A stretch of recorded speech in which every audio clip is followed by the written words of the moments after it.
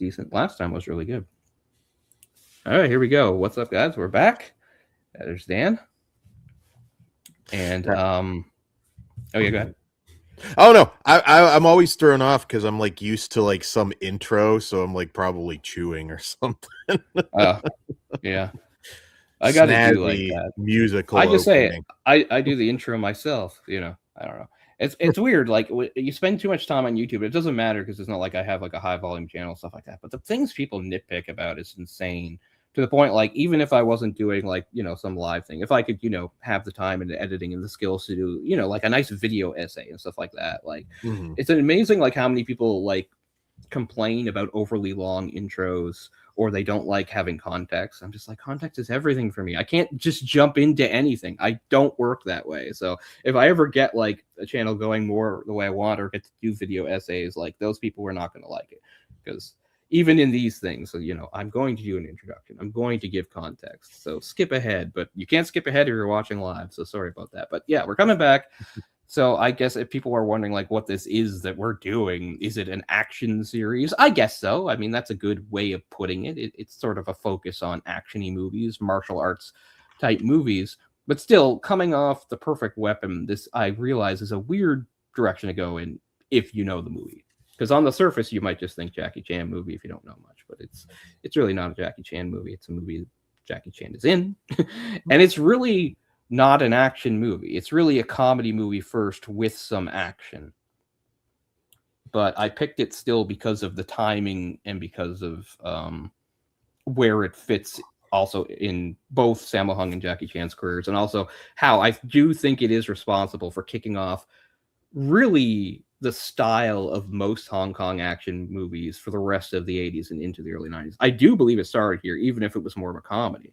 Just because, okay, people don't need me to give a recap of like Jackie Chan's career. So we'll just say where he was at the moment in his career. Like just like Sammo, he started out as like a stunt man, very young. Sammo was a few years older and got into positions of authority quicker. And, by the time he was only like 2021, Sammo was already like the fight choreographer and fight director on a bunch of Golden Harvest's first films. And in those ones, Jackie wasn't even playing characters yet. He was just, a background guy, whereas Sammo was, getting into be main characters.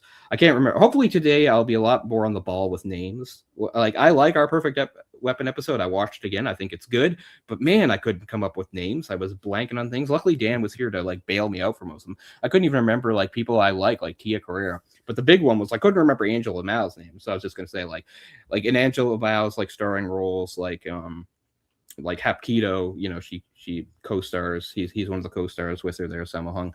And you go on from there. And then even I think by the end of the 70s, Sammo Hung has already started to direct and star. Jackie being a few years younger is a few years behind him, but catching up. And director Lo Wei takes an interest in Jackie and is really the one that gives him the shot to, he sees his skills and his athleticism, sees, this is a guy that could really go somewhere. Now he's directing movies with Jackie in a lead, but they can't find a fit for him. This is also in the wake of Bruce Lee's death, and a lot of people are trying to make the next Bruce, which Jackie just wasn't. So those Lo Wei films are interesting. It's interesting to watch Jackie in those movies. I haven't seen all of them. I've seen about 2 or 3 of them. But they don't really take advantage of his skills. And the first one that really does was Snake and Eagle's Shadow in 78. And then basically they just do the same thing again, but only a little better with Drunken Master. So people can argue which one is the more important one. I guess if you really want to start it, I'd say Snake and Eagle Shadow, but they do a better job. They sort of perfect it with Drunken Master, where Jackie starts to do his thing of combining comedy with his skills.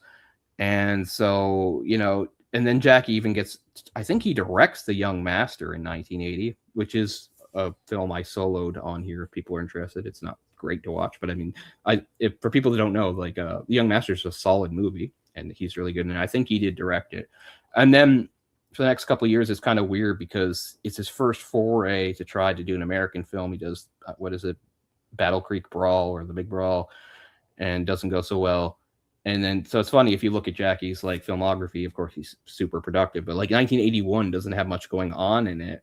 And there's 2 reasons for that. One is because I think he had been out of the country doing Battle Creek Brawl.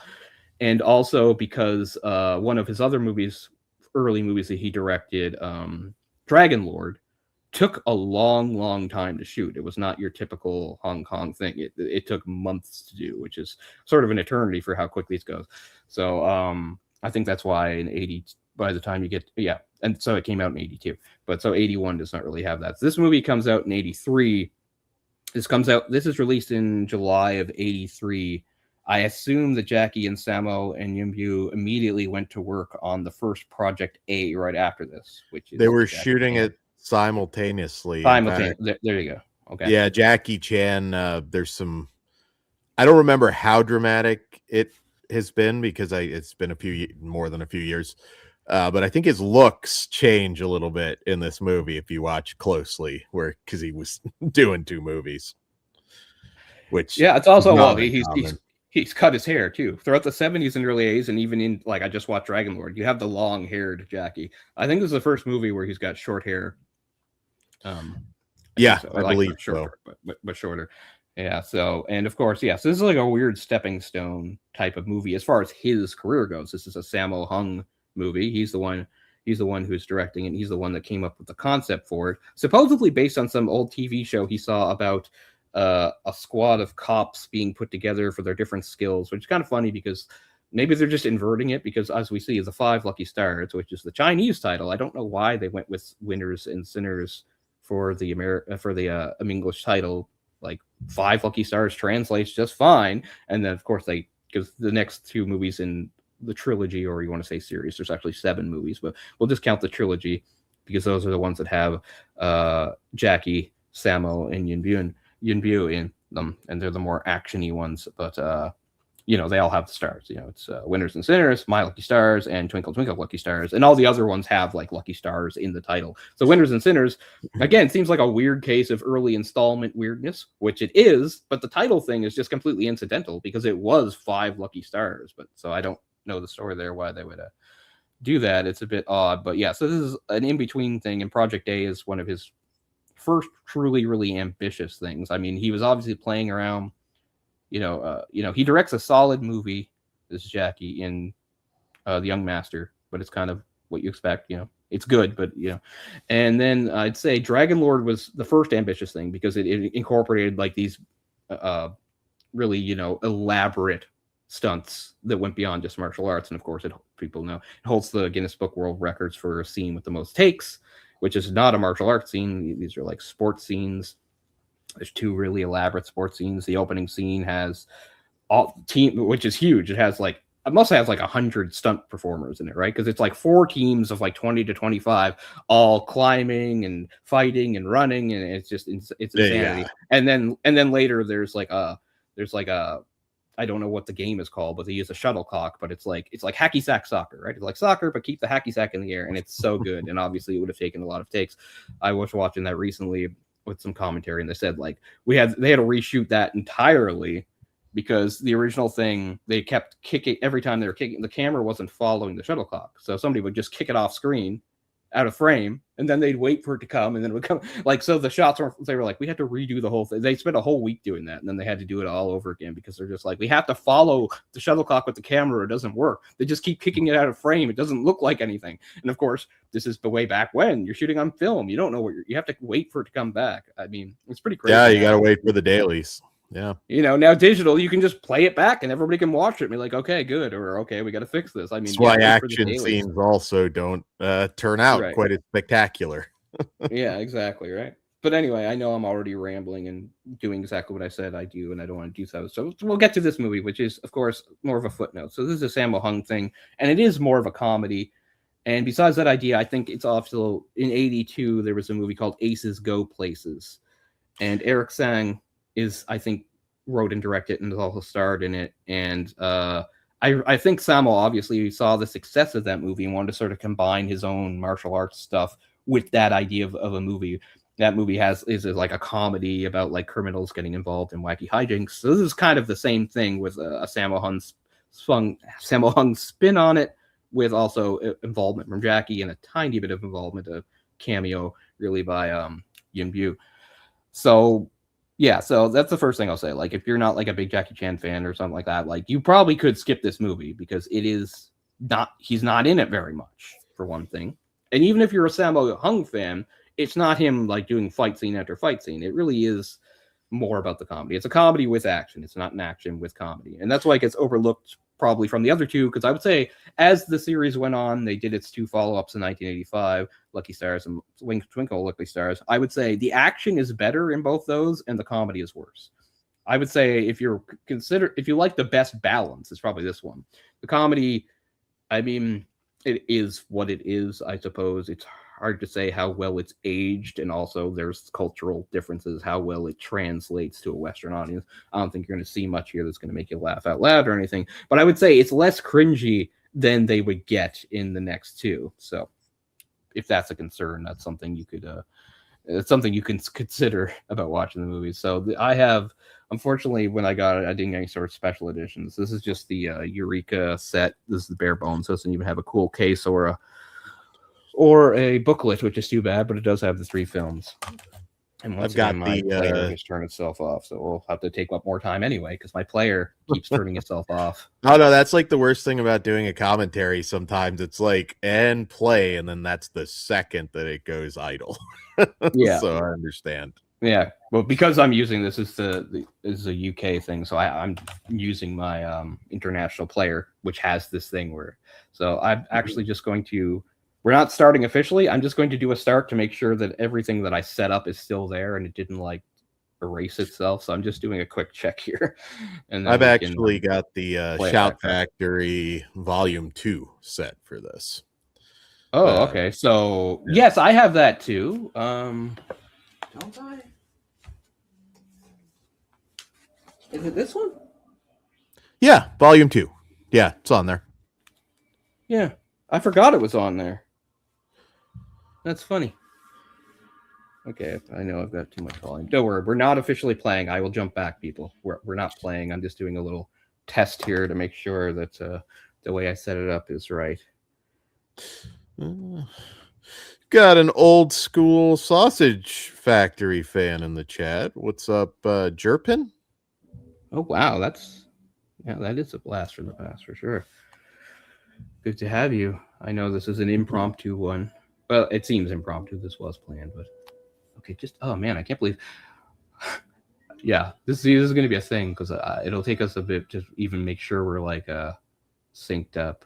Okay, everything seems fine. I need to return to the freaking menu. How do I do that? Yeah, I'll have to check.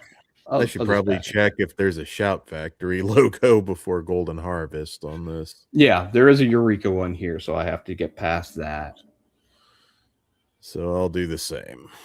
What's this opening with? What is this? I just watched it and I already forget what the hell I'm looking at. This is...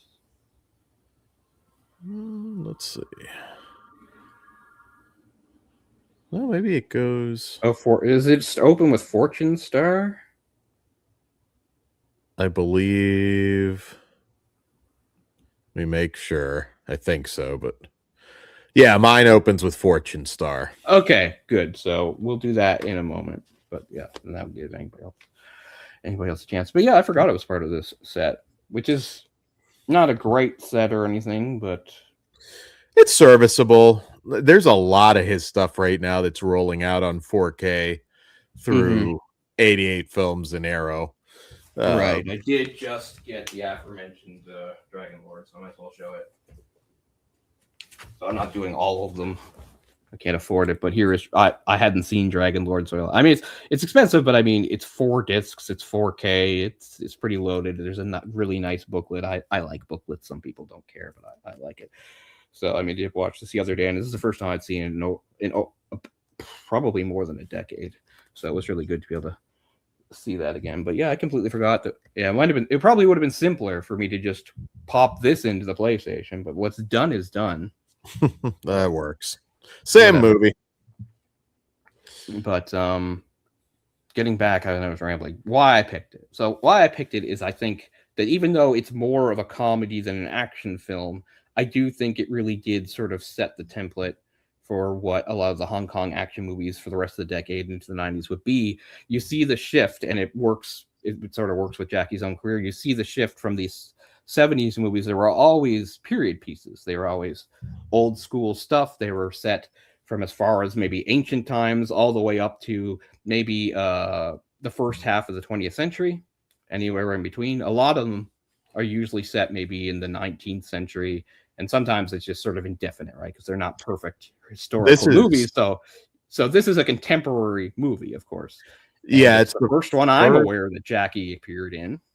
Yeah, it's the first one that Jackie and Sammo were in together that wasn't a period piece. So you're definitely looking at an era there's a lot of change, a lot of fast change in the Hong Kong industry.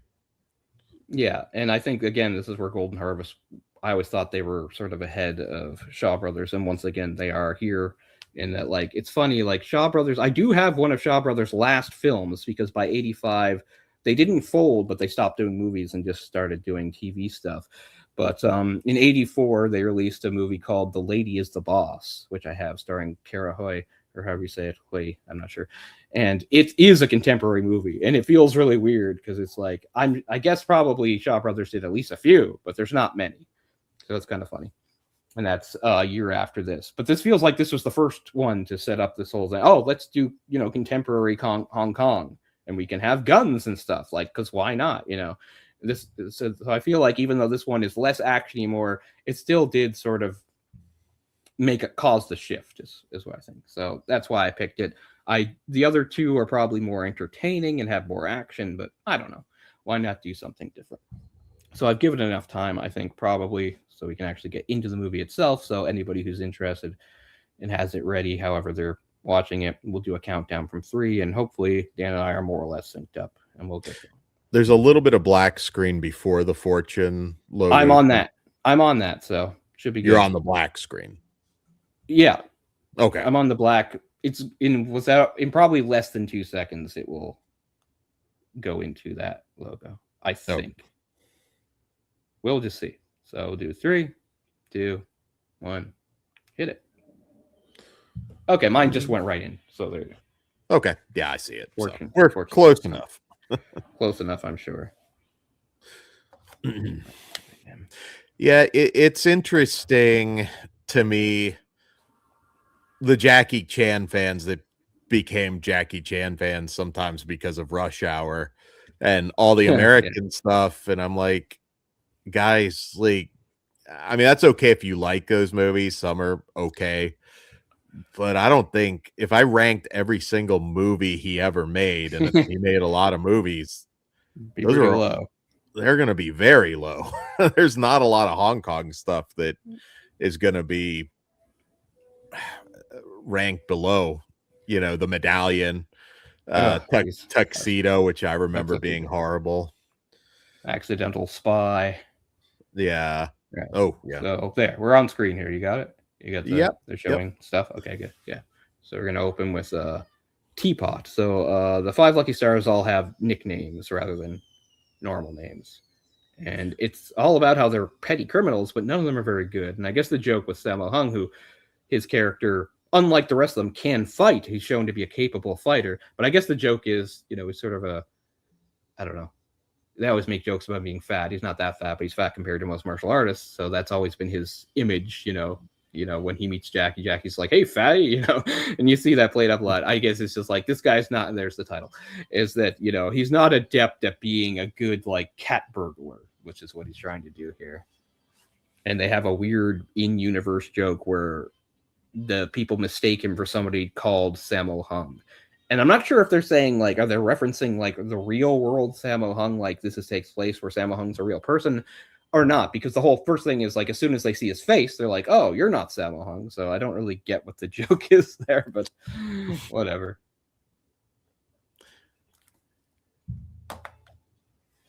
It is, kind of interesting to see the international career that Jackie Chan had. Really, I mean, honestly, I swear if I ask most Americans, they'll probably say, oh, yeah, the martial law guy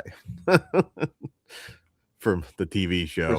For Sammo Hung, yeah. I didn't know about that. I didn't know about that for many years. I had no idea. It's interesting that he'd done that. Yeah, it felt like he deserved a little bit more, but I'm sure the size and everything, some producers probably just dismissed him.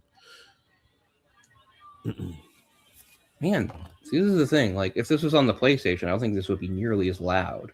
But I had to turn it way down off this stupid player. So he's like, might as well lean into it. And really, like, the sexual harassment, which is like a staple of these movies, is not so bad in the first one. It's really, they really ramp it up in the next two. Right. So we just got his second kiss. So yeah, has the bad luck of robbing people during a surprise party. So yeah, he's not very good at it. So apparently, this stunt here did not go right the first time, and there was a crash. Oh yeah. No injuries though. It's amazing that these guys are still so mobile in their 70s now. I know. It's amazing when you look at the injuries and stuff that Jackie's had. It's like you can't believe that he can walk, you know? All right. So here's John Chum. John Chum, who is not in the next one. And there's sort of a joke here because he's doing activism. And in real life, and to this day, he is a real political and social activist. And actually, that's why he kind of stopped acting in the 90s, because I think he wanted to focus more on that kind of stuff. So he was a real social justice warrior. But the joke here is his whole thing is he's advocating for the legalization of prostitution. Is the joke here. So this movie's taught entirely within Hong Kong, although it's in all sorts of different parts of it, but which again is pretty normal for a lot of these movies. It was rare for them to go outside. I mean, there are exceptions, and usually that's because there's bigger budgets. That's why, like, a movie like, speaking of Sammo Hung, like Eastern Condors was sort of a big deal. Like, they even filmed parts of that in Canada, you know, so like that was not a normal thing, even for the bigger budget Hong Kong. Yeah. But this is entirely within Hong Kong, which makes sense because that's just where it's set anyway. And again, something that makes it a bit different, even though it's a comedy, is that it is trying to more do a focus on, say, lower class people and petty criminals. But it's more like, it's kind of funny. You could even make the argument. It's sort of about people that like they're hustlers. They're hustling. It's like modern life is hard, and some people, this is what they got to do to get by. I think is sort of what's going on here, and they're just poking fun at it. Again, like, even that premise is not something you could have done in mainland China back then. Maybe you can probably now, but not back then. So again, it can't really be overstated how unique the Hong Kong movies were if you compared them to what was permissible in mainland China in like the 70s, 60s, 70s, 80s, even 90s. Oh yeah, you get into the Cat 3 stuff, and yeah, they're very distinctively different. Yeah, like, it's funny. Like, I was speaking of like being like a Westerner being exposed to Jackie Chan. I was very lucky that the first Jackie Chan movie I ever saw was one of his greatest ones. It was Super Cop, the third police story. And of course, I did see the edited version, which cuts about 10 minutes out, but you don't lose anything really because it doesn't cut out any of the action.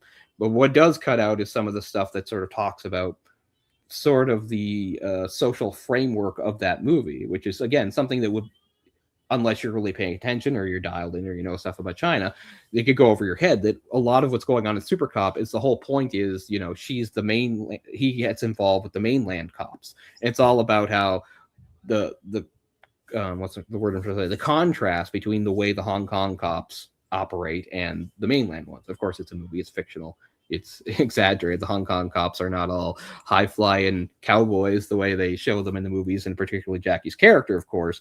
But it is true that if you were going to make a comparison, obviously the mainland China police force is much more strict and militarized. And it was maybe sort of a naive message, but the message of the movie was sort of like, oh, we're not so different, we can work together. But that's not really proven to be the case. But again, it was trying, I think, to be somewhat optimistic. So I know I've jumped forward again past John Chum.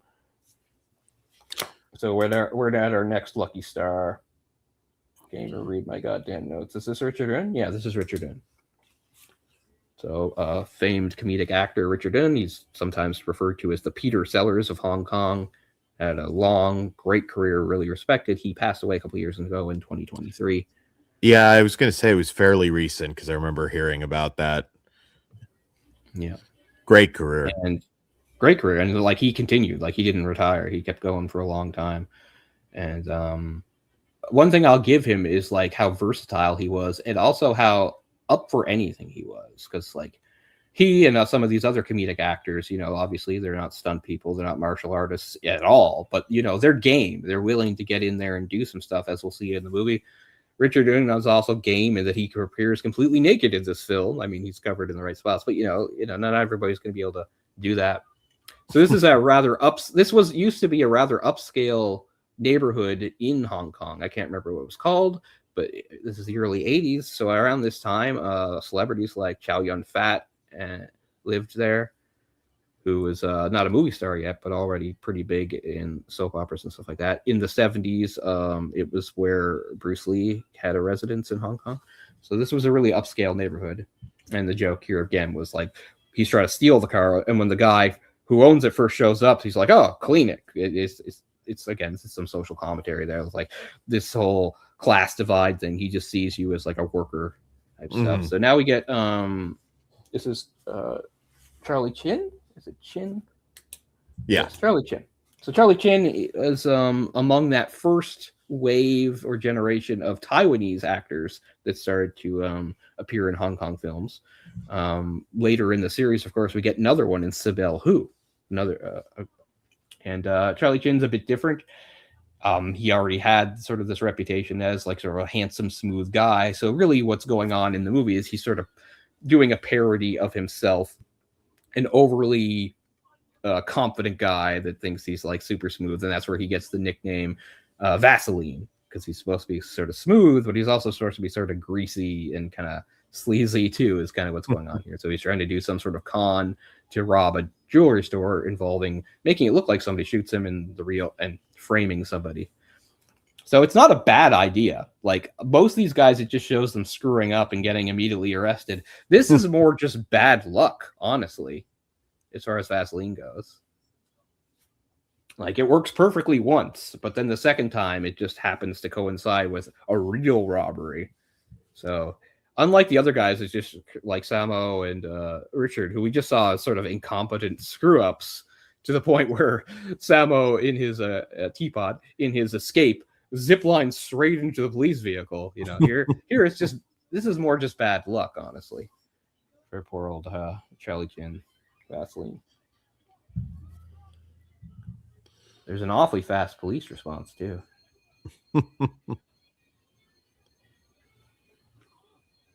God, this still seems so loud. Fuck. Sorry, peeps.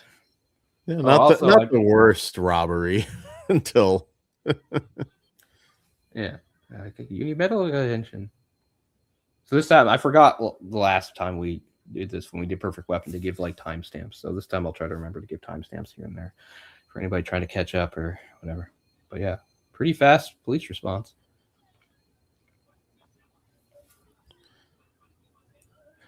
That's a hell of a wound for them to not make you go to the hospital.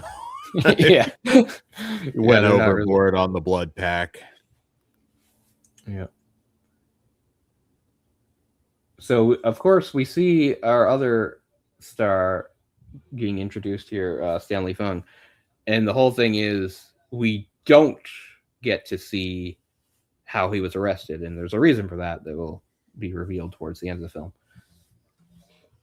It brings up some questions. It's like, does that logistically make sense? But again, this is not the kind of movie where you should be worrying about that. All right, so now we get the introduction of Jackie's character. He seems like this tough, no-nonsense cop at first, trying to beat like a confession out of a suspect, but it's all going to backfire on him horribly. So in the first one, he's more competent, although he's not necessarily the same character in the next two. In this one, they show him as more of a screw-up. And I understand why, because I think it's like they're trying to, even though he's a cop, they're trying to show what he has in common with these criminals. They're all kind of screw-ups at what they do. And then they just sort of change that with Jackie's character later, and that he's actually quite competent. Because here, like, they're just like, So this is the first thing we hear about sort of what the plot is, something involving counterfeiting. It takes a long time for the elements to come together. It takes a long time to see like what exactly, you know, these guys have anything to do with Jackie or anything to do with the. It takes a while because again, the movie's primary focus is actually just the comedy, so it takes its time before it gets around to tying these things together.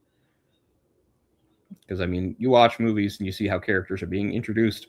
At this point, you think, okay, they're criminals. He's a cop. This will tie together, and it does eventually, but not for quite some time. Like Jackie's going to be off screen for a long time now. Obviously, Jackie went on to great international success, but do you have anybody, if you could only pick one that didn't, that you think could have blown up like him? Of this group, or just like anybody, Just like this era, just this era in general. I mean, that you think could have had become a big crossover star. I mean, it's tough to say. Like, you can understand it if you compare it to, say, the two other brothers, the three dragons. Like Yunbu probably wasn't good looking enough. Not that Jackie was super handsome, but Yunbu has some physical flaws, and he's probably not as charismatic as the other two. And I would say Sammo, again, the weight holds you back a little bit as like a sort of a serious actor. Again, he probably could have done something about it. He leaned into it. Like he always chose to keep his body that way. The only time he really did purposely lose weight and slim down was for Eastern Condors, because in that movie he's supposed to be a soldier and he thought it would be, you know, more believable to be more trim. But like, you know, growing up in the Peking Opera School, being trained in their brutal way, you know, Sammo was not actually rotund then. What had happened was he had an illness that kept him from training for several months, and during that time, the food he got, you know, fattened him up. And then when he returned to like active performing and stuff like that, at a certain point, he saw there were sort of advantages to it. It made him stand apart. I mean, you watch some of those early 70s movies and it's, you know, it's fun to point out and be like, oh, I think Jackie's one of the bad guys here, but I can't tell because it's so quick. Like, you're never going to mistake Sammo because nobody had his build. You know, it's like, there's Sammo. There he is. There, you know. All right. So there's the bad guy, James Tien. So they do meet him, but again, it's just to set up that he's going to be the bad guy down the line. Because again, they're not going to have anything to do with each other for quite some time. So we missed the thing showing all of them meeting up together in prison. The whole point was they didn't know each other, but they all got arrested at the same time. So they are all like, well, I'll hang out together as a group. And for the convenience of the plot, they all serve the exact same sentence despite having different crimes. They all get out in 3 years' time. And it also shows that part where they're saying, okay, we'll do a hierarchy now. It's like, I'm oldest, so I'm my oldest brother. So sort of an inversion again of real life. Sammo is the youngest here, so he's the youngest of the group, so he's sort of the butt monkey is what's going to go on here. They often dump on him and trick him and make him do work and stuff like that. And of course, if you go back to the Seven Little Fortunes, the group that the three dragons were part of, you know, Sammo was the eldest. He was always older brother, and then Jackie, and then Yunbu. Yunbu was the poor butt monkey at the bottom that they said they sometimes picked on and gave a hard time because that was just how the hierarchy worked. But in this movie, they're going to invert it a bit so that poor Sammo, of course, is younger than these other actors. But even by the next two movies, he is more or less the de facto leader anyway. So that's another thing they sort of abandon for the sequels. But there, that take this thing that was actually equivalent to flipping the bird back then. Eventually, they just did start flipping the bird, so people don't really do it anymore. But that was sort of like a, I don't know what you want to say, just sort of a placeholder gesture. It was considered a little bit less offensive. So they're gonna catch one of these like microbuses, which are still a thing in Hong Kong. Although they're a little more regimented now. The way this works is that it does follow a certain route, but there's no such thing as a predetermined stop. You simply yell out to the driver when you want to stop, and that's what they're doing here. And of course, how long you've been on designates how much your fare is. And I don't know when that, nowadays, they do have designated stops. But I will say this is something that still exists in the world, because that was my experience in Mexico. When I was in Mexico 25 years ago, Jesus Christ, I got on buses like this. It was the same thing. They did follow a route, but if you wanted them to stop, you just had to yell, hey, stop. So I experienced that in a couple different places in Mexico, including Cancun. Cancun was the easiest one because if you know Cancun, it's really just one street. It's just Yeah. one strip with like all the resorts and hotels and bars on the side. But you wouldn't believe how fast at least my bus driver would go. He would just zoom down. I'd be like, "Why are you going so fast?" Every 5 seconds people are yelling at you to stop, and you really had to go. You're like, "Alto, alto." So it's sort of a fun thing. So that's still a thing in other parts of the world. But, yeah, I think I was on one in the Dominican Republic. They still. Oh, nice. I'd like to go there. Although Costa Rica is really the one I wanted to go. If you're going to say Central America, I've always been obsessed with Costa Rica. Really? Oh, that's awesome. No, Costa Rica's beautiful. Jamaica's beautiful. I've only been to Mexico as far as that part of the world goes. But Costa Rica's on my list. Like my number one destination is Japan, but Costa Rica might even be number 2. I'm so interested.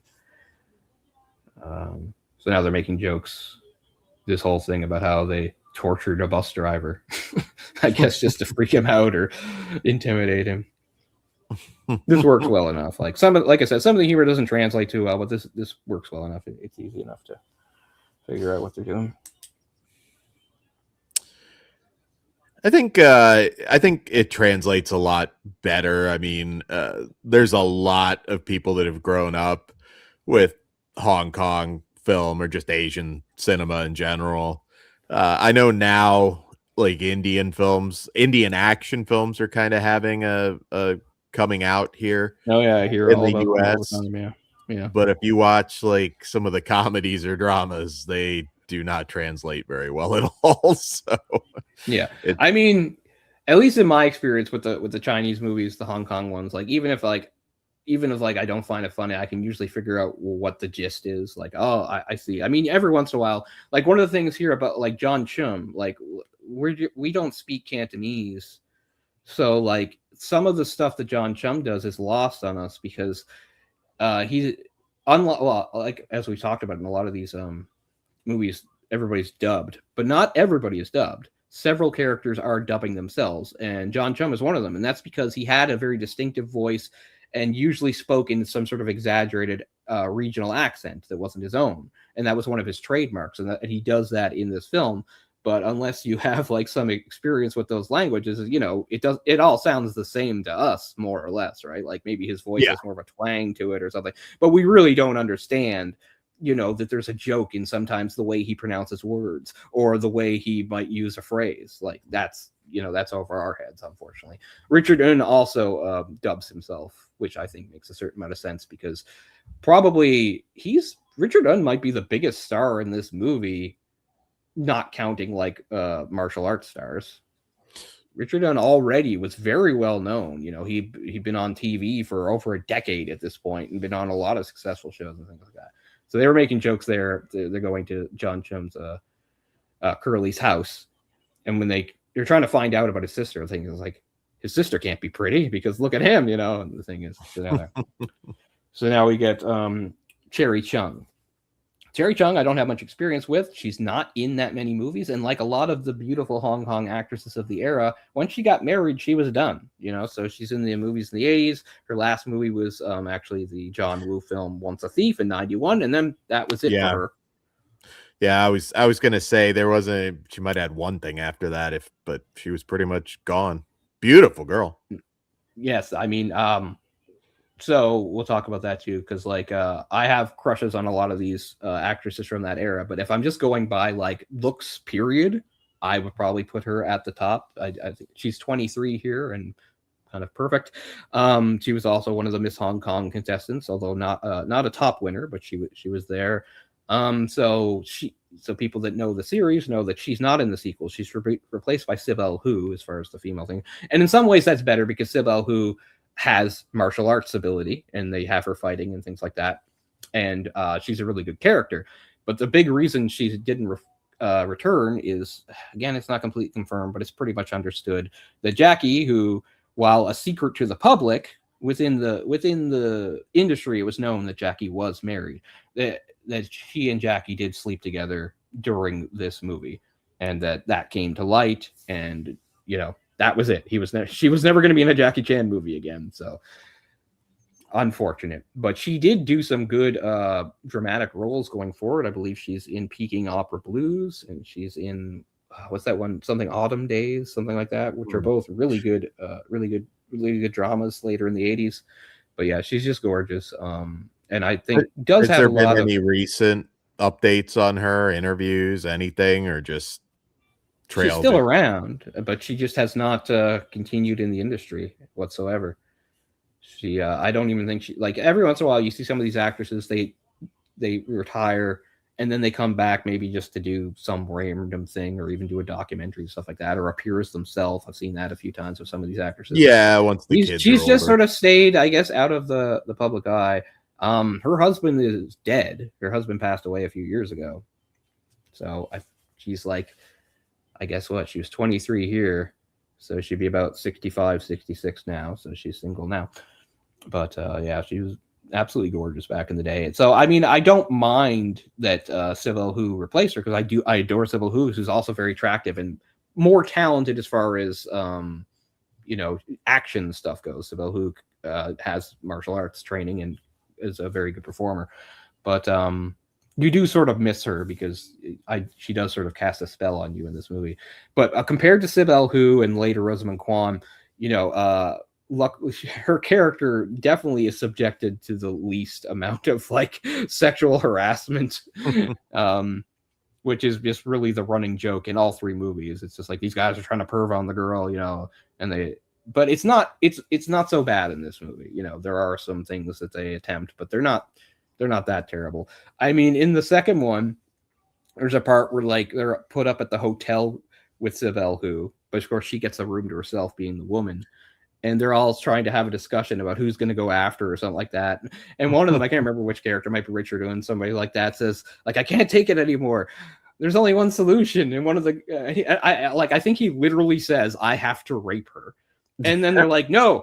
And then they're like, no, there's another solution. He's like, what? Gang rape? And that's like the joke.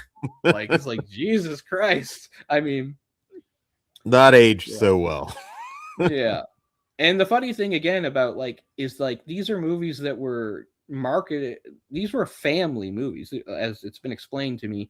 A lot of the times these movies, this came out in July, but I think the other movies were both coinciding with Chinese New Year because it was a big tradition back then that during Chinese New Year was that families would go see movies. So that was really kind of similar to like over here, it's a big deal to have a big movie come out like December, right? Like a lot of big movies come out in December. Yeah.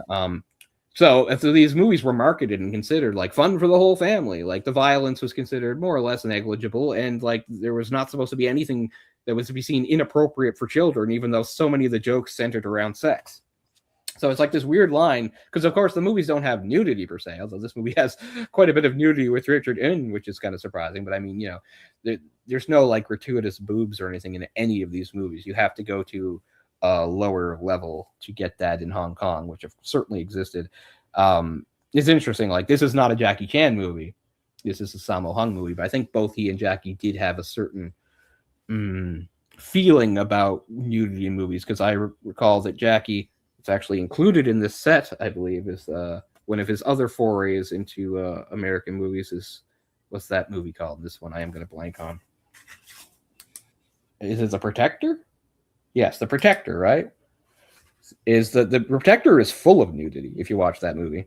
And I remember that was one thing that rubbed Jackie the wrong way. He felt it was inappropriate. He did not like being in a movie like that. There's not I mean, it's usually always played for laughs. I mean, Operation Condor, you had the shower scene. You do get to see the girl's butt. Yeah, you get to see her butt. So there's but it was, yeah, usually always for laughs, nothing too gratuitous. Yeah. But that's the most you would see in a Jackie movie. But like I said, these ones are Sammo, so maybe he was, again, these are more comedies. Jackie always made comedy a focus in his movies, but still, he was more action-oriented.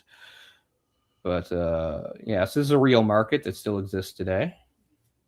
A place where you can go buy things from vendors. Again, it doesn't move the plot forward, really, but there's a lot of scenes like this that don't. It's just about letting us see what the characters are like and how they interact with each other. That's really all that's going on here. I don't remember that actor's name, but he is a veteran of many movies and had been in some old school kung fu movies back in the day, and of course here he's actually going to get mocked by somebody in the crowd for his lame style.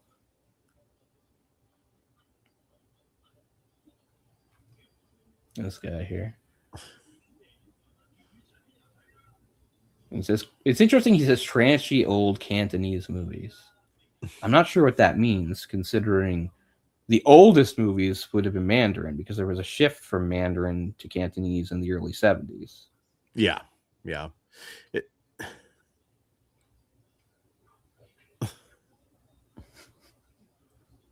So he just, this guy, Curly just decides to hit him because he mouthed off, I guess. One of my favorite things about Sammo Hung in any of his like movies that are like contemporary is like his wardrobe. He just wears the most insane outfits in every movie. Like they're all dressed more or less contemporary, but he's wearing like a sailor costume. Later he's in like, I don't know if it's supposed to be a parody of like Bruce Lee's like yellow tracksuit where he's just in like this all red like sort of jumpsuit type thing. It's not a jumpsuit, it is shirt and pants, but like Sammo Hung just has ridiculous clothes throughout this movie. It's actually something Yun Bu would do too, although it's less pronounced. Like speaking of the three brothers, the last movie where all three are together in prominent roles is Dragons Forever in 88.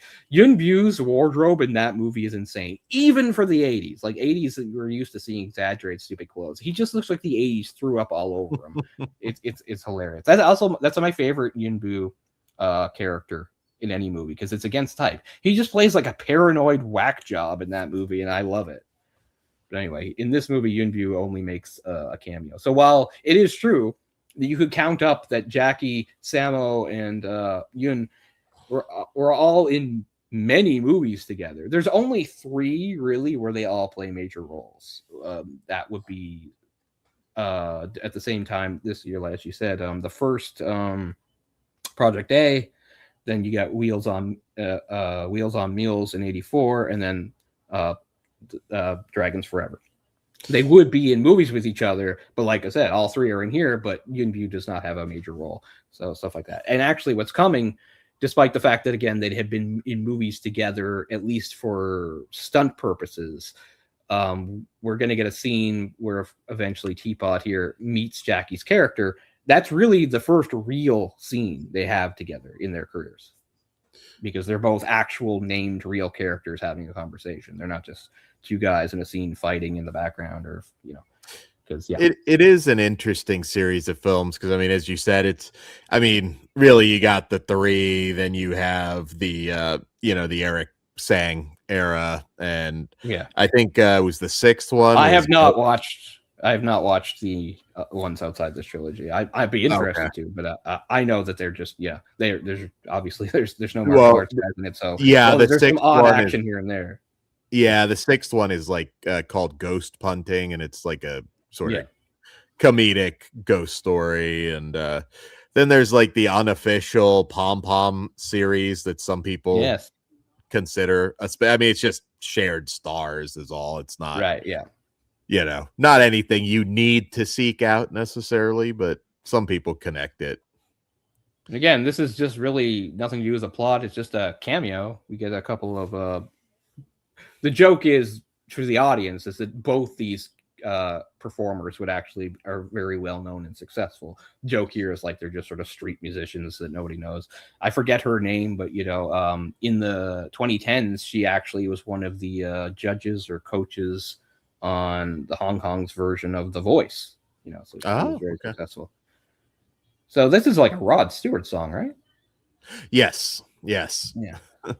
It took me a long time to remember that. Like, I knew the song, I knew I'd heard it, but I could not, for the life of me, I was like, who the hell is this? Like, because I couldn't remember. Yeah, it's Rod Stewart.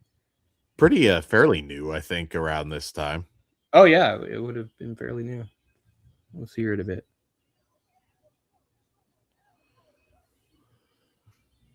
I don't know if he's really blind or not. He might really be blind. Like, she came with the cane too. She's not blind, but I think he might actually be blind. I'll have to double check that. People don't take my word for it. I'll look into him. But yeah, the movie just sort of stops for a minute so they can perform, which is fine. Well, Richard just sort of dances with a walkie-talkie. There is an energy to it though. Still, I mean, that's a I big. don't mean like the movie stops dead or anything. But No, yeah, no, like no. you said, like Like the you whole could definitely, if you're in the editing room, cut some of this and not lose the plot, but you do get a good sense of the characters' personalities. yeah. Um, nowadays watching a lot of these Indian movies, it's like some of them are like 3 to 4 hours in some cases. So you could definitely, as an editor, like, all right, we could cut a little bit. Yeah. So what they're trying to do here is they're all trying to trick each other to find out ways to be left alone with her. Can't blame them for competing for her. I mean, No, I she's get it. And her name is Shirley in this. So just try to keep her characters, which it makes sense. Her brother's Curly and Shirley. So there you go. She's the only one with a real name. Everybody else has nicknames. What's funny is that Jackie's character does not have his nickname in this movie. He's just known by like his badge number. In the later movies, he has the nickname Muscles. But again, he's a slightly different character. Do you have an all-time favorite Sammo Hung movie and an all-time favorite Jackie Chan movie that you want to share? I mean, it varies, I guess. It's a little bit limited because there's definitely, at least in Sammo Hung's case, there's definitely some of his strong movies I still haven't seen. A lot of people, like, I have not seen Pedicab Driver. A lot of people that rank that as his best, so maybe I would think that it's on my list of things that, it should get a release. Usually always in the top 5 or 6 at the very least, usually. Yeah, so that's one of the big absences. But of the ones I've seen, I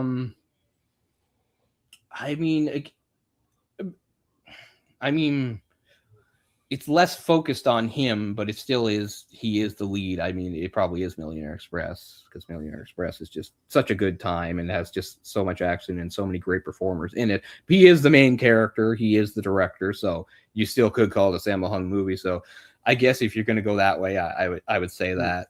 Millionaires Express is awesome. I mean, if you guys out there are making a list, that's must see, and Blu-ray should still be in print.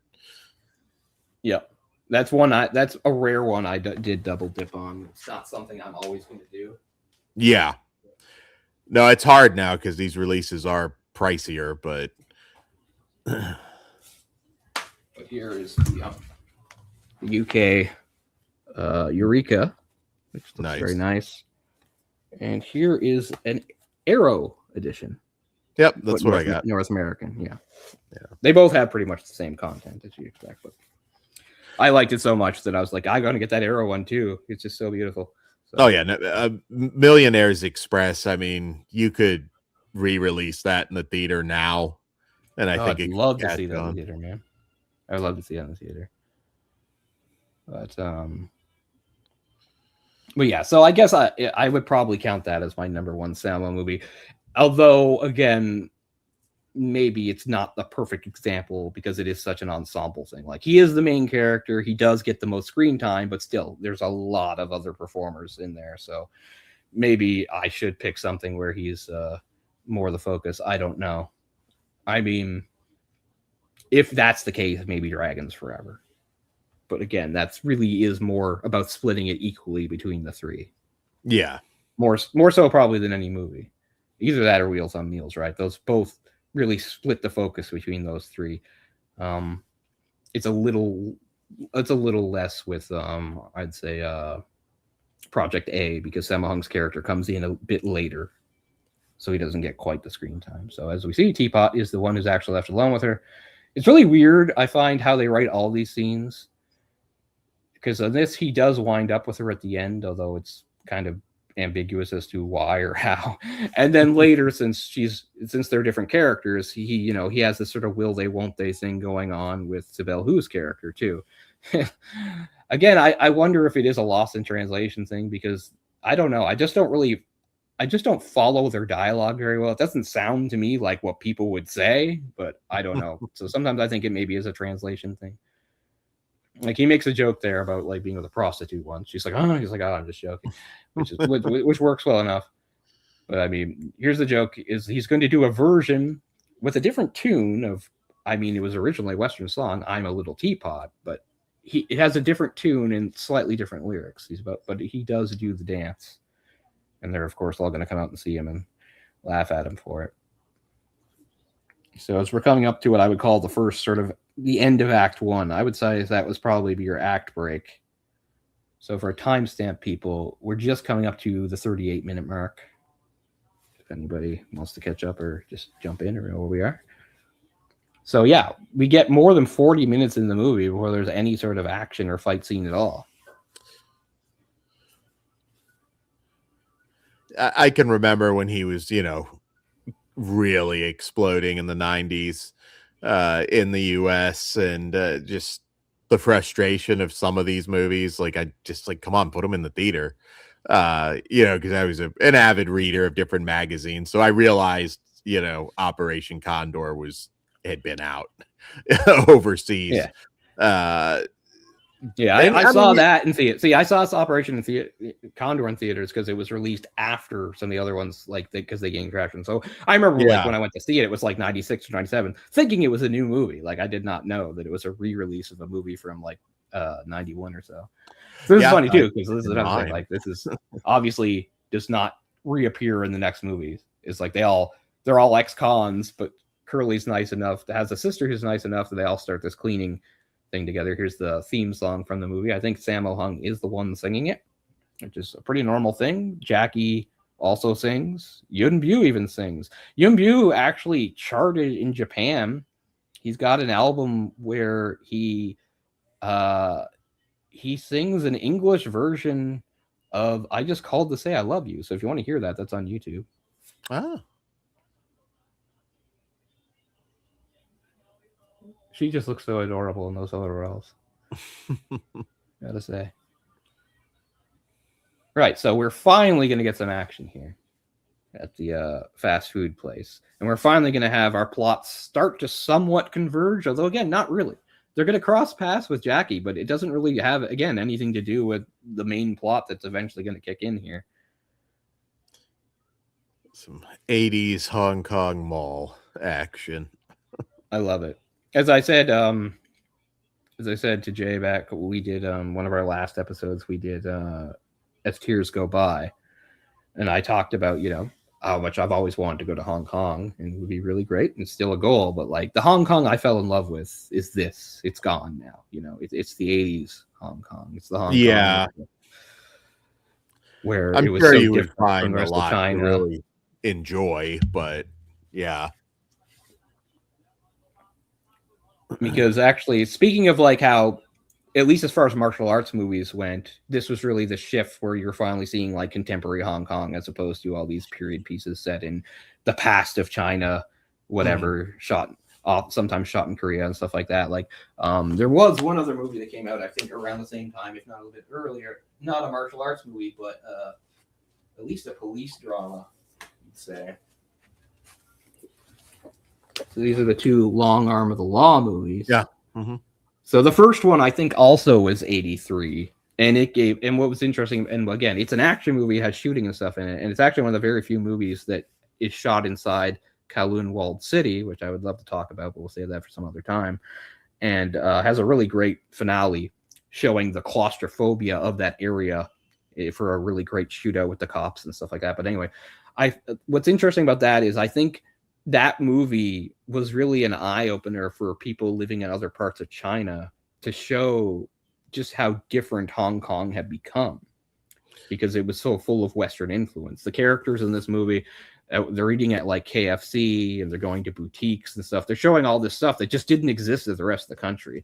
And then also the whole point was these were criminals that had escaped and were on the run and they were hiding out. I think they were all from mainland China and they'd smuggled themselves into Hong Kong because crossing into Hong Kong from China was almost like going into a different country. You needed to have your identification and there's a border and everything like that. So that's an interesting thing. Yeah, they're both really good movies. They're action movies, but they're more like a sort of a John Woo type thing, although not as exaggerated John Woo, but they're definitely really cool movies. And I particularly appreciate the first one for giving us that look at Kowloon Walled City, which again is something that is gone now. They literally tore it down in 94. But I mean, I would have been obsessed with going to visit that if I could have back in the day. Speaking of reading magazines, so I remember reading like finding some really old articles and stuff about people that had actually, like Western people that actually spent time there and telling anecdotes and stories. So here's some really good action. I like it a lot. And Yeah, it's also showing a more modern spin. Like compare this to like anything that they had done in the 70s in those movies. They had good action, but they were, a little more stylized, a little more flowy, a little more traditional. This is more realistic, action, brutal fighting. yeah, the action on display is actually quite fantastic in this movie. Yeah. It's not Yeah, wall there's to not a lot. wall, but Well, look, they use the slow thing. So this was the second stunt that went wrong. In fact, that take that's being used is not really the take they initially wanted. They wanted him to clear the wall thing and not bounce off it, but they couldn't do that. I can only assume they only had so much breakable glass they could replace, so they probably only had so many shots at it. So yeah, the end result is actually not in what they originally intended, but I don't mind. It gives you some extra impact, although you feel bad for the stunt performer because they probably it looked really like felt it that. sucked. I was gonna say, Yeah. That's what's so great about some of these, like the impacts are real, and maybe there's padding here and there, but there's really not much you can do.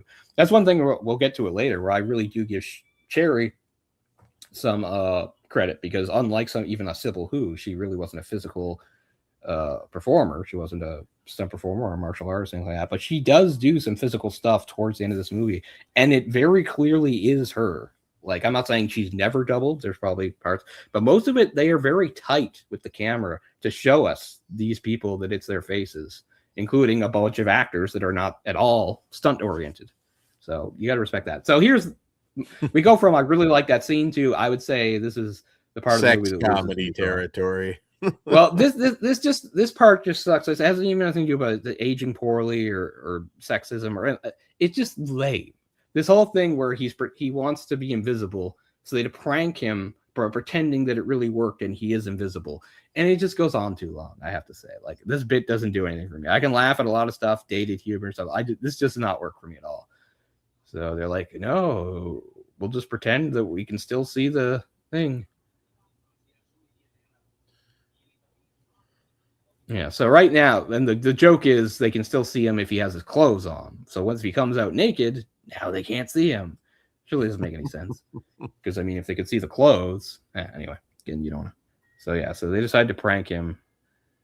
Oh, okay. If he gets nude, we'll just let him think that, yeah, he's totally invisible. And it just goes on too long. Just like there's, it is worse as far as that goes. Like, there's a sequence. I can't even remember because I get the middle parts of the next two movies mixed up because those are the lull parts without the action, where they're trying to prove on poor Sybil Who, and they do this whole thing where they keep pretending that like two of them pretend to be like burglars, and they keep tying people up so they can tie her up with him, and they keep taking turns doing it. It just goes on, and then there's like a fake fire that turns into a real fire, and it just goes on for fucking forever. It's crazy how long it is. It's annoying. So this isn't quite as bad as that.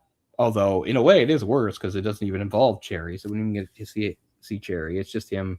Well, actually, eventually we do get to Cherie. He does go in the bathtub, so I'm wrong on that count. Because eventually, once he proves that he must really be invisible, since they can't see him, he's going to go try it on Cherie. Who, I don't know. She seems to be in on the joke. They don't show them telling her, but anyway, I guess I'm overthinking this stuff. But anyway, I think this is the worst part of the movie. Is this scene? I just think it's lame and goes on. I could handle it if it wasn't quite as long as it is, but. And they would replay this sort of gag again with Richard Dunn in the third one, which is different in that it takes place outside of Hong Kong mostly. And at one point, it starts with them at like a resort in, I think, somewhere in Thailand, where he goes to see like some sort of alleged witch doctor, and he wants to learn how to like do stuff. And they think, and there's these girls that they've been trying to get with that are with them. And what is it?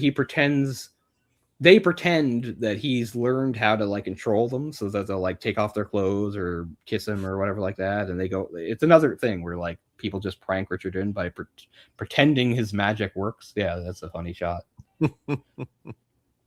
Very artistic. So full credit to Richard in for doing the full Monty there. I'm sure it was an interesting day on set. Yeah. Yeah, so they just keep blabbing about what's on TV. Bald guy looks a bit like Sean Connery. Yeah. Plus, the pop culture references, particularly to Western stuff, really ramps up in the next two. We just saw a little bit there with Sean Connery, but there's a lot more in the other two.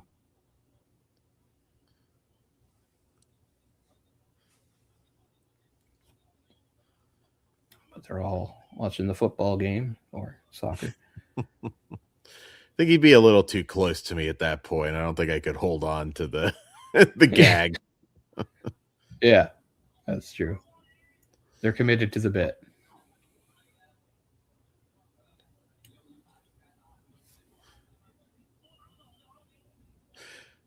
Also, I'd have to see the book again, but I believe invisibility was misspelled, so he probably shouldn't have trusted the book. Mm. Yeah.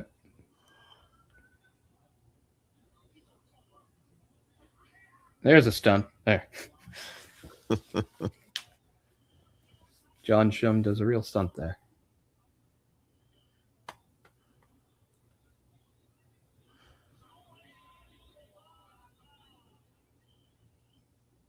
Off to the bathroom. It's like, finally, I can use this. Because, like, they must have told her, because she just catches on immediately. Like, I don't know. I mean, if he just walks naked in, is she supposed to put it all together? Oh, he thinks he's invisible? I don't know.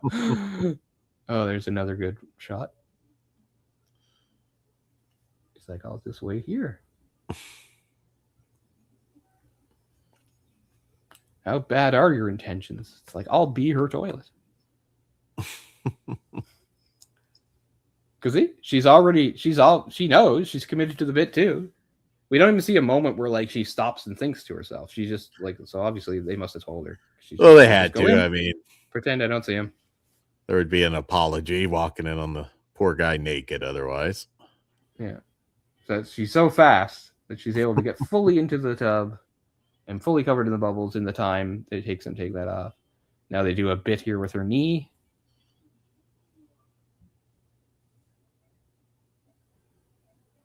Says, how can I do this securely? So that was literally his thoughts.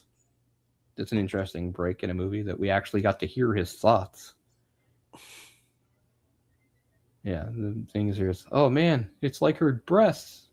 She's got big breasts. It's her knee.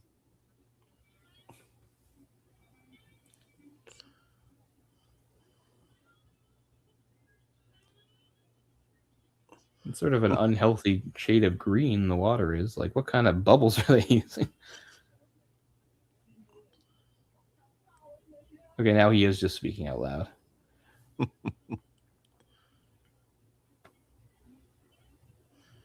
Oh. And then the joke is, she's still clothed.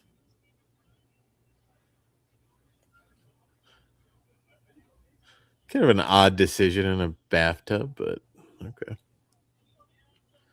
Well, again, I guess because she knew, right? It was part of the prank. Like, he won't get to see me naked.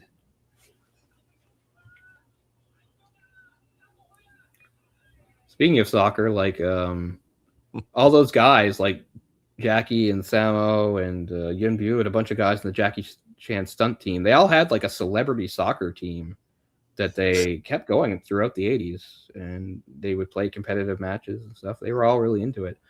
I mean, it's not surprising that they'd be really, they're all athletes, so they'd all be pretty good. Of course, Yun Bu is in a sports movie where he plays a soccer player. I have it. It's a movie called The Champions.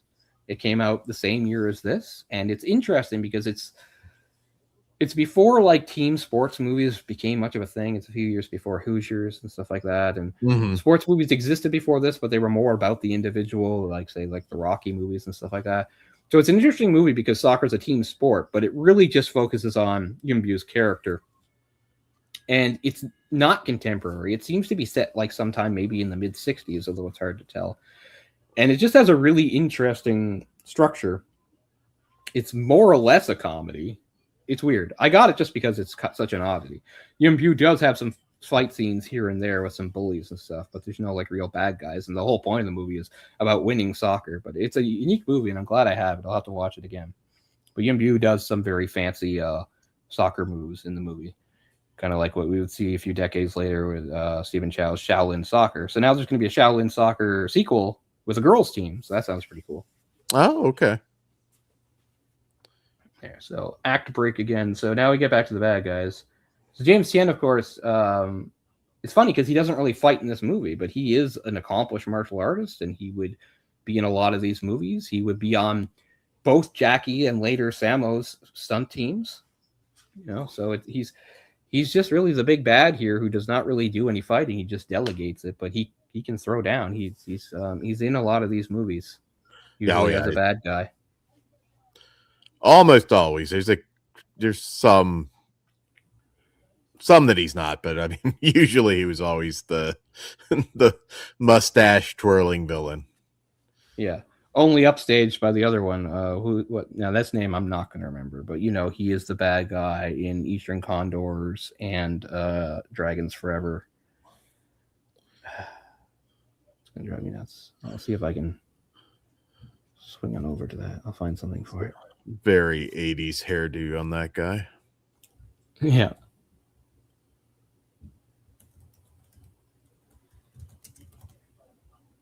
Let's just get this name straight. Because again, he'd be part of the whole crew. Yuen Hua. So it's Yuen Hua I'm speaking of. So Yuen Hua, he's a very wiry guy. And he would often have like a really annoying pencil type mustache. And he really plays it up in both those movies as the villain. But Yuen Hua was very agile. In addition to being a martial artist, he was a very talented gymnast. And actually he would... Oh, so here's our cameo. So there's Yuen Biao, and his girlfriend is played by soon-to-be action star Moon Lee. So this is one of Moon Lee's first ever roles. And in just a couple short years, Moon Lee will be one of the action girls of the decade, following in the footsteps of like Cynthia Rothrock and Michelle Yeoh, which really, if you want to talk again about a movie setting a template, really the first of a girls with guns type movie was Yes, Madam in '85. And then that would lead into its own sequels and stuff. But Moon Lee would be in some of those lesser movies. So a little undercranking here, which is a little bit surprising. They just have a quick misunderstanding fight before they find out they are both cops. Moon Lee doesn't actually get to do anything, although, again, she is quite similar to Michelle Yeoh in that she also originally trained as a dancer before making a transition into martial arts.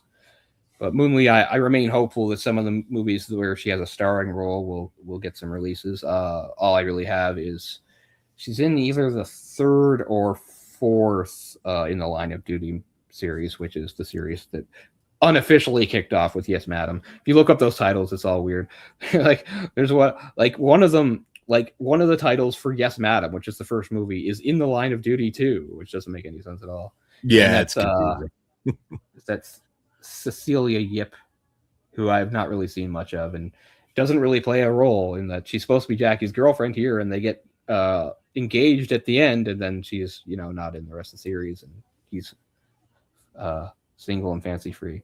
See here, like he tries to kiss her twice, and it's his own girlfriend, and he doesn't even get to do that. That seems like a weird decision. But anyway, so this is the most memorable part of the movie. It's not fighting, but it's stunts, and it's again Jackie building off what he'd done, I think, in Dragon Lord, which is it's all well and good to have fight scenes, but we can add some spectacle with different kinds of stunts here. So he shows off his roller skating skills.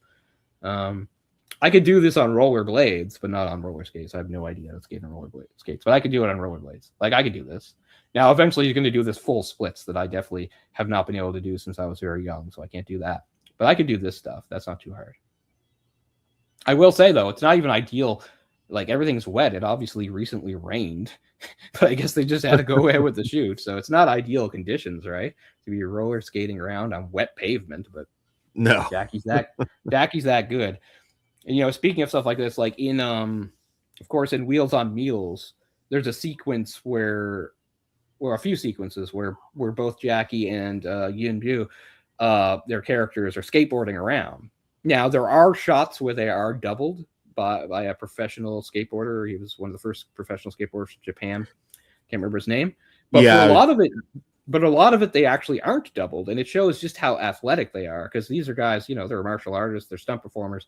They probably didn't skateboard in their spare time. It just shows how talented they were and naturally athletically gifted that they could just pick up skateboarding so well. Again, they're not doing the most fancy stuff, so I think for at least a few of these long shots, it might not be Jackie here on the half pipe, but they show very clearly that it definitely is for some of them, Oh yeah, no, well, I mean, that's why these movies will probably always hold up and have somewhat of an appeal, just because nobody does their own anything anymore. Even some of the actors that claim they do, very little do they actually any of the action that they do. I mean, Jackie's the number one for that, and we all know he's been doubled even during this era. Like, obviously, as he got older, he's been doubled. But again, it's not always necessarily for any reason. Sometimes it's just about, like, you probably saw, like, in the end fight where he takes out Benny Urquidez in Dragons Forever, he finishes off with a very flashy, fancy kick. And I've seen the outtakes. Jackie does it several times, and there's not really anything wrong with it. Just in the end, they go with a different guy just because he does it a bit smoother, So it's not like Jackie's a fraud or anything like that, He could do it. It's just like, this guy, it looked a little bit better, cleaner on camera, so I'll go with that. One of his best stunts ever, he really does, but he's not the only one that does it. It's in Rumble in the Bronx. There's a part where after being chased on a rooftop, he makes this insane jump onto a fire escape on an adjacent building. And it's a real jump, there's no wires, there's nothing. It's an actual jump. They show it 3 times. They actually did it more than 3 times. And for a couple of those times, the director, who used to be a stunt performer himself, does it. And he's the middle take. They show 3 shots. The middle one is the director, not Jackie. So give him credit. I can't remember his name, but boom, look at that jump. Super good air there. So one of the, speaking of stunt performers, one of the crooks he's chasing here, you can tell he actually has a very distinctive face, is Mars, who is, of course, one of the most prominent members of the Jackie Chan stunt team. Almost always, a bad guy, fighter or background stunt guy. He's the guy on the left there in the gray. And what's interesting is I completely forgotten, I'll talk about that in a second, is that, because I hadn't watched it in so long, is that in Dragon Lord, Mars actually has a substantial role. Mars is like his best friend in that, and they're together, and that's the most screen time I've ever seen Mars get. And it shows that he could kind of act somewhat. But anyway, yeah, that's him in the gray there running. But this is a more typical Mars thing. He's just sort of a random bad guy or whatever. So here's where the plots finally converge. The chase, they run into our heroes, the Lucky Stars. So this is finally where they get together. And even so far, it's not until a bit later that this matters, because all they do is run past them and Jackie continues the chase. But they're going to follow up in the whole briefcase thing. And that's finally what's going to tie. So these guys, this was all about an exchange with briefcases and the counterfeits. So one of the guys accidentally puts it down and it's in their van. So finally, this far in, we finally tied together the main characters with the actual plot. 5 stars cleaning. So again, we've talked about this before, underrated stunt driving in a lot of these movies, some very good stunt driving. And this is just a crazy sequence that Jackie does here. And it's funny because he's not the star of the movie, but he's the star of the movie for this sequence.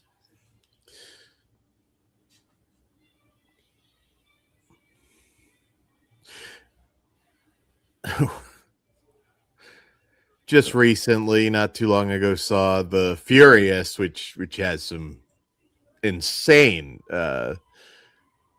sequences like this, but you don't get it very often anymore, and pretty much never in American movies. No, it's too much liability and stuff. I mean, it makes a certain sense. That, like I said, that's why. I mean, we want things to be safe, but I mean, Jackie's from a generation where, first of all, even before you get into the Hong Kong movie scene where, like, safety could be lax and things like this, is super dangerous, right? He slips, he'll get hit by run over by one of those cars. Oh yeah, I mean, there's no safety protocol they can put in here except have the drivers be as alert as they can possibly be. It doesn't take very long if you slip, though. That's about a second. Yeah. So I mean, really, yeah, Jackie could easily get run over here. And of course, this part, they're gonna undercrank this where he goes under the truck, but still, he does really do it. I guess they just tried it. I guess they undercrank it because obviously they had to slow down quite a bit for this, so they're just trying to bring back the sense of speed. But even doing this slow is just insane. I'm pretty confident on rollerblades. Doesn't mean I'd be willing to do this. well, when you look at, I mean, stuntmen dying was not uncommon. So No. dying doing a lot less crazy shit than this. Right. So yeah, so they speed it up there. But as I was saying, even before you get into these years, and as I said, like sort of the different standards of safety, and like Jackie also comes from a generation that can't be repeated. In that, like he grew up in the Peking Opera performing school, and a lot of what they did would nowadays be considered child abuse. His training was very, at least borderline child abuse. So you can't produce people like that anymore because it would not be legal or proper. Being in the pro wrestling world, to this day, like in Japan, they work you a lot harder in the dojos. There's still, I mean, I'm sure the hazing is not what it used to be, but it's just a totally different world. Like none of it flies anymore.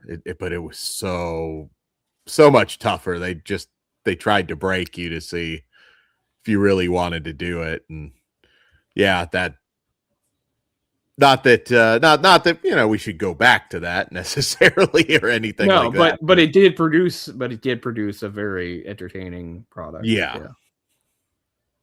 But it's interesting because in the third one of these, it has, of course, famous Japanese performer Yukisade Kurata, and he opened his own stunt school that was still going well into the 2000s. I think he's way too old because he was even old. He was an older guy in the 80s. He was a contemporary of Bruce Lee, like he was active in the 70s. But he was one of the first foreigners to become a real star in Hong Kong, Karate. And yeah, he opened his own stunt school. And I can't remember what disc I have, but some disc I have shows like about in the 2000s him like teaching some stuff. It's really cool. And look at the car pile up there stuff. Again, they're flexing their budget, probably doing a bit of an allusion to Blues Brothers. Full fall down the stairs. Ouch.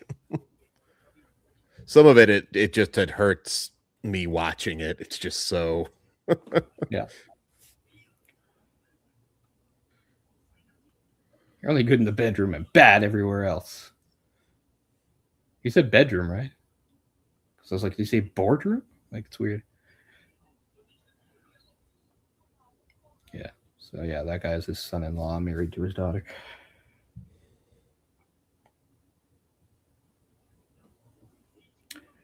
So I'm not sure if this is a set or somebody actually gave them access to the home. Like there is a home, but I'm not sure if the interior actually matches it. Because if somebody actually gave them access to their home, they fucking destroy the place by the end. But here, it's not so easy to tell if the interior matches the exterior. Just like I was going to say, way back during the chase, there's a part where Jackie goes down all those stairs, and then suddenly he like flies through the window of that shop. Like they had a cut there because that shop is actually nowhere remotely in the area. But yeah, so they hire them to clean this place because they know they've got the stuff. And as we see, poor Teapot, being the butt monkey, they make him carry all the stuff all the time.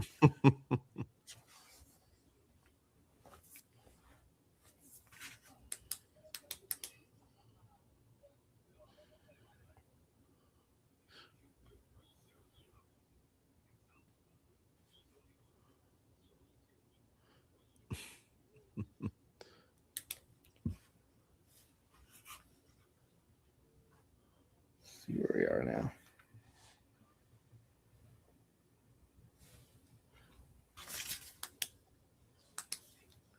So we are at 1 hour and 7 minutes and about 15 seconds.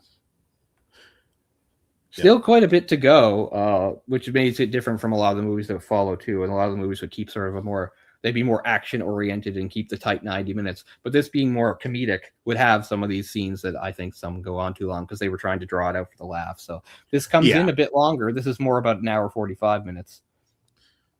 But as you would go forward in the decade and the movies were less about comedy and more about action, they usually just keep it tight. Just like how the vast majority of these movies that I was talking about, they'd have very abrupt endings too. This movie actually sticks around after the action is over to tie up some loose ends and give us a little closure with the characters. Like stuff like Yes, Madam and stuff like that does not do that.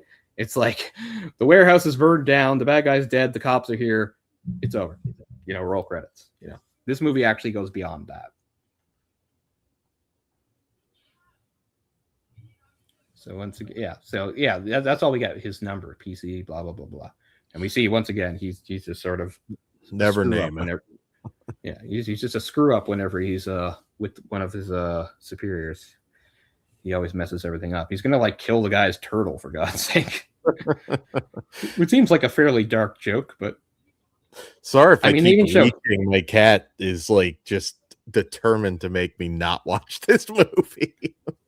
So Marsh doing some fight scenes. Mine is behaving very well. She's just down there. She's my last cat. If you go back and watch my older videos, she would often make her presence known. This one seems a bit more shy about that. Although she is annoyed because we are behind schedule on some things like treats, but she'll survive.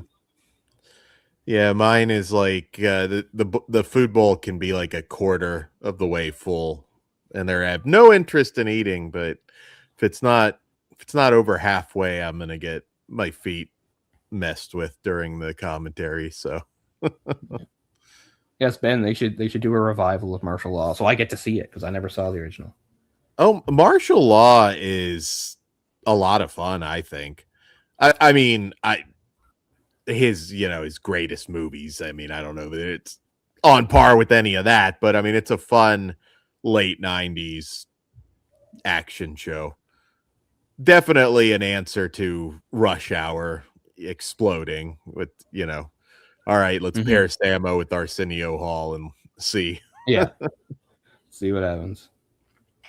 Yeah, that's pretty cool. No, that was something I didn't find out. I guess I probably back then heard the name, thought nothing of it. It's something I discovered much later, when I started to find out stuff about it. I would imagine it got play in Canada, but I'm not. Oh, I'm sure it did. I mean, yeah, Walker, I'm not Ranger sure. Certainly did, and God, Walker was pretty huge. That was on a long time. That had 10 seasons. Yeah. So what? He put him on traffic duty? Demoted him. Yeah, he's been demoted because he was CID, which is a plainclothes detective. Now he's put him on traffic duty. He's demoted him. But yeah, so his character is changed in the others when he's Muscles, because Muscles is just a much more competent guy. Like this, we see how competent he is of chasing the bad guys and fighting, but it's just he's a screw up when it comes to other things. I guess it's kind of the joke. It's he's a great fighter, he's a great athlete. Look at the stunts and things he can do, but when it comes to the smaller things, he screws up. You again, Fatty? Because I remember we had that fight in the thing.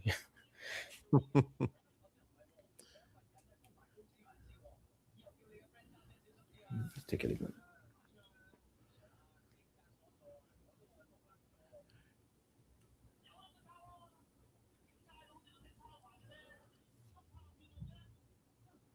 Believe I don't know where that stands now. I keep hearing that he's doing another Rush Hour. I don't know if that's official yet or. Well, he just wrapped on what is it? Not Police Story. Another Armor of God, I think. That series. Ooh, God, that is going to be tough to. I mean, he's to 70. match that. Yeah. What is Jackie now? 72? Something like that. Yeah, okay, I thought it was 70. Okay, 72, even more. Yeah, maybe. Sammo has finally retired because Sammo's 76 or 77. Yeah. So he has retired, I think.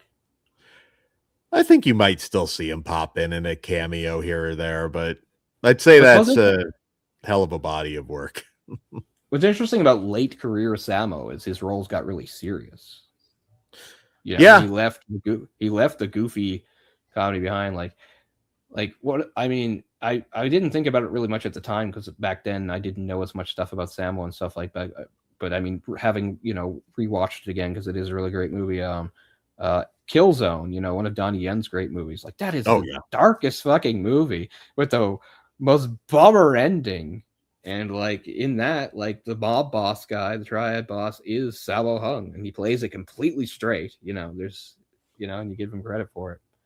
And then of course he has that really tragic part in again with Donnie Yen in the second. Oh, there, Pusha is. I call cats push cats or pushes. I don't know. It comes from my family. Instead of pussycat, it's push or pusha, which I like better anyway because pussy sounds too sexual. So yeah, yeah. Oh, a black cat, a good lucky cat. Yeah. We had a tuxedo cat. He just passed away in November. He was almost 17. He was That's a good run. cat. I've had a lot. It was just really bad timing because that was when my father was in the really bad situation. So but my father's fine now, and everyone's concerned. But this was back in November when things were looking really iffy. So like in the middle of all that, when my mother and I were going to the hospital every day, we had to take poor Sasha to the vet and have him put to sleep. So it's just awful time. There's no good time for it, obviously. Yeah, things tend to hit all at once, unfortunately. Yeah, I mean, we were there at like 9 a.m, and then like I remember I drove my mother directly from there to the hospital, and my dad was not in good shape then and stuff like that. I just went home; I couldn't handle it. But yeah, tuxedo cats are pretty cool. I mean, they're not a breed, right? Like just like our younger cat who's a lot now, like he's a tabby. Tabbies aren't breeds, tuxedo cats, tabbies, they're just patterns. They're just domestic short hairs. Mine is a domestic semi-long hair. So she's quite fluffy on her underside and has a fluffy tail. I've had a lot of cats over the years. She's pretty good. Pretty good. Every once in a while she just gets she does not want to let me do a podcast. Yeah. Yeah. Well, this is my second cat we've had family cats going back to 99, but when I moved here to Halifax, when my sister and I lived together, we got my first cat. So technically that was mine and my sister's, but after only about a year, my sister left, and then I was back in Sydney for a while after having some health issues. So when I finally moved back, I took her with me, and then she really became my cat, and she lived to be 16. So, she and I were together for over a decade. So she passed away in 2021. So about a year and a half later is when I got Camille. So Camille is now 4. They were good to have around for sure during COVID.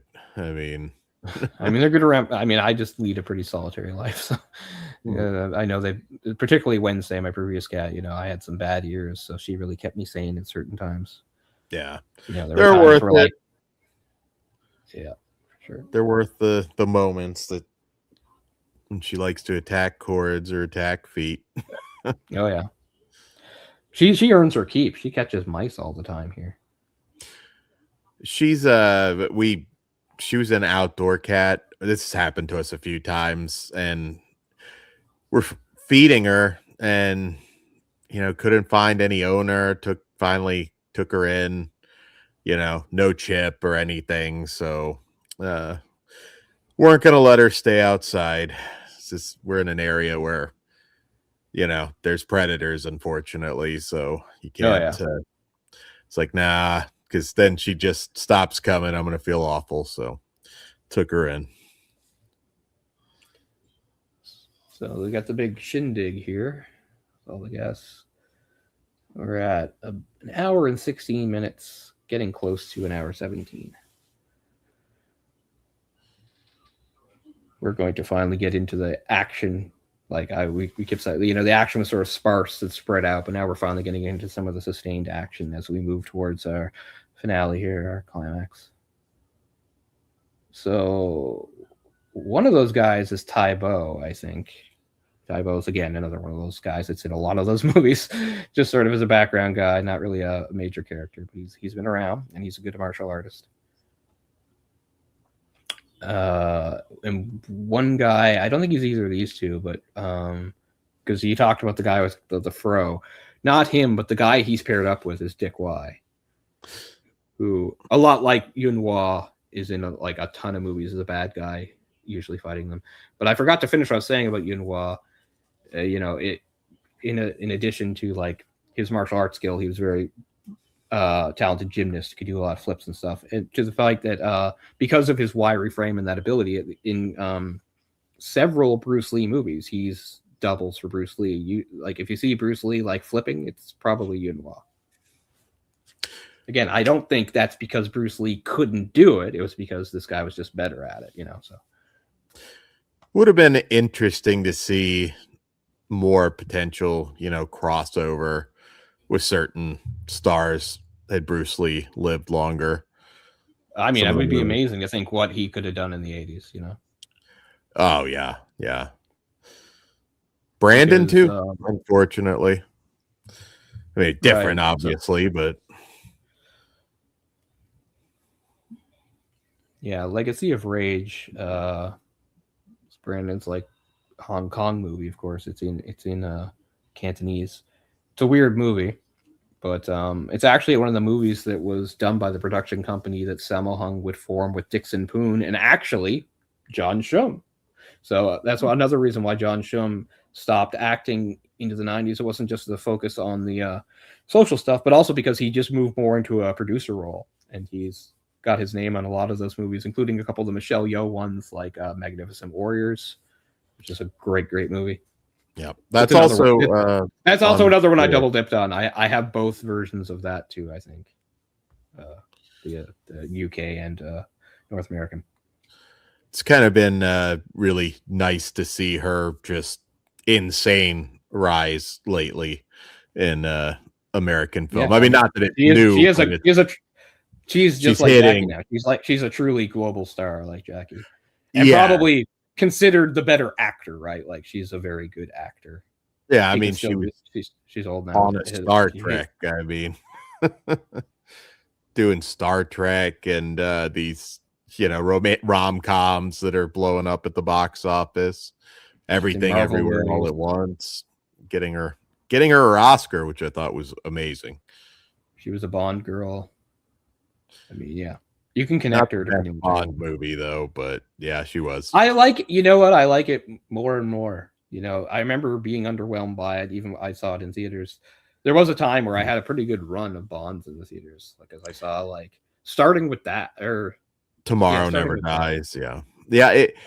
I saw Tomorrow Never Dies all the way up to like Spectre. I think I saw all those in the theater.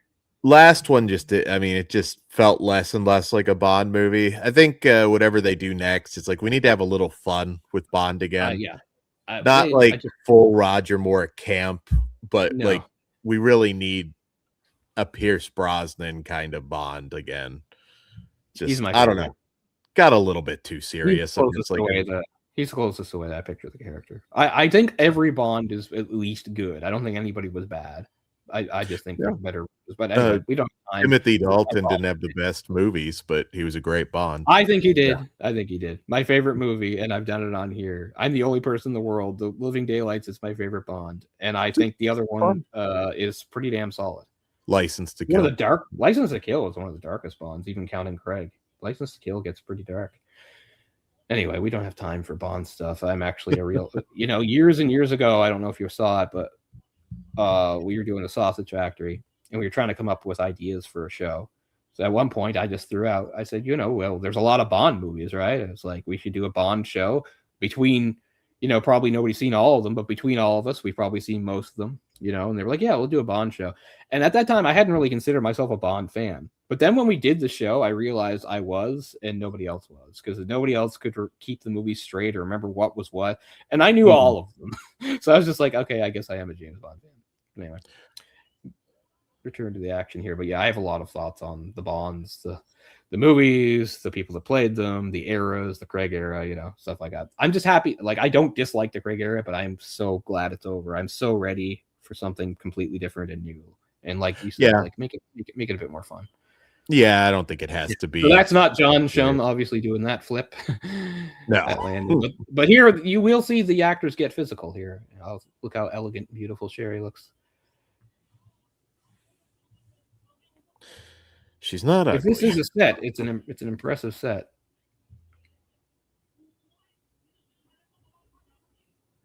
Yeah, see, he thinks we're in front of all these witnesses, so I can yell at you. If all the witnesses are going to leave.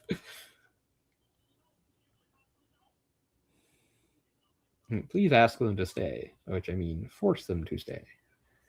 And everyone else is like, we'll just go. So she gets knocked around a bit, and it's definitely her. Like, she might have some padding on, but she's going to do some real impact and falls here. Like, that's her. That spinning back kick is like his, I would say, Sammo's signature kick. I mean, everybody does it. Certainly, you can see Jackie do it, but I think it is really his go-to. It's my favorite kick to do in martial arts. There's certain kicks I'm just not skilled enough to do, so you know that's my favorite. So of course we get some really, so we get a mix of normal fighting that Sammo Hung is doing, and then comedic fighting with the other guys because none of them are fighters or martial artists or anything like that. But you know, they make it work in a way to show that they can still do something. Richard Eden is the funniest doing this thing. So watch this. Like, this is all her. There's no cut. Boom. Like, she probably has padding on, but it's real. Like I just miss stuff like that. I mean, I don't want to do with our same thing, but I mean, how many cuts would that take in like a Western movie? Yeah. That was all just one sequence. Grabbing her, flipping her off the thing, hitting the floor, all one sequence. But yeah, it's funny. It shows how she does a pretty decent kick there. I'll pull back with the wire, of course. I mean, these actors weren't afraid to get punched in the face, which happened a lot. Yeah. Like I said, these are comedic actors. They're not stunt performers. They're not anybody with martial arts. They're not even, you know, remotely athletic, but they're going for it. And that's one of the things that made it so hard, like, especially like, because you look at a lot of these Hong Kong actresses that would, like I said, like Cherie herself here. Now she's a little bit different because she didn't really go on to be an action star or take that up, but she was game. But I mean, even somebody like a Michelle Yeoh, like one of the reasons Michelle Yeoh broke in was because Michelle Yeoh was from, you know, Malaysia. She spoke Mandarin. She didn't speak Cantonese. So getting into action movies, which were just dubbed anyway, was her in. And you know, eventually she started doing dramatic roles, and other people like that would do it too. But it's interesting. I love Charlie Chin's posing. It's pretty funny. Keep that leg down or I'll stamp it. It's like, is he remembering his master? Is that what it is? It's a little confusing.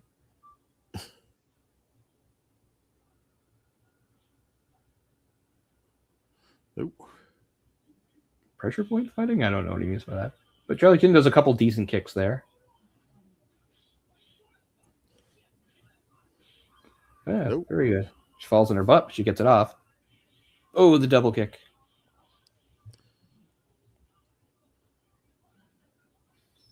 Time to start smashing some stuff. But it is interesting, right? Like, Jackie is not, his action is done. Yeah, you know, yeah, no, it's not like he didn't get to do anything in the movie. He got to do, I guess, quite a bit. But you know, he's done. He does not factor into the rest of this. Well said, Gag. They just try to jump down and crash into the piano. These bald idiots. Now they try to look intimidating afterwards. And again, this is dangerous as fuck. This fire stuff. Oh yeah, interior fire. We were. Thank God we didn't film it, but we had something that we're planning, and like, yeah, you don't want to mess. That's Dick Y. That's Dick Y on the right there, who just pulled the gun. He's a really good fighter. You see him; he has a pretty good extended fight sequence in Dragons Forever, along with I am one of my favorite guys. It'll come to me. Oh.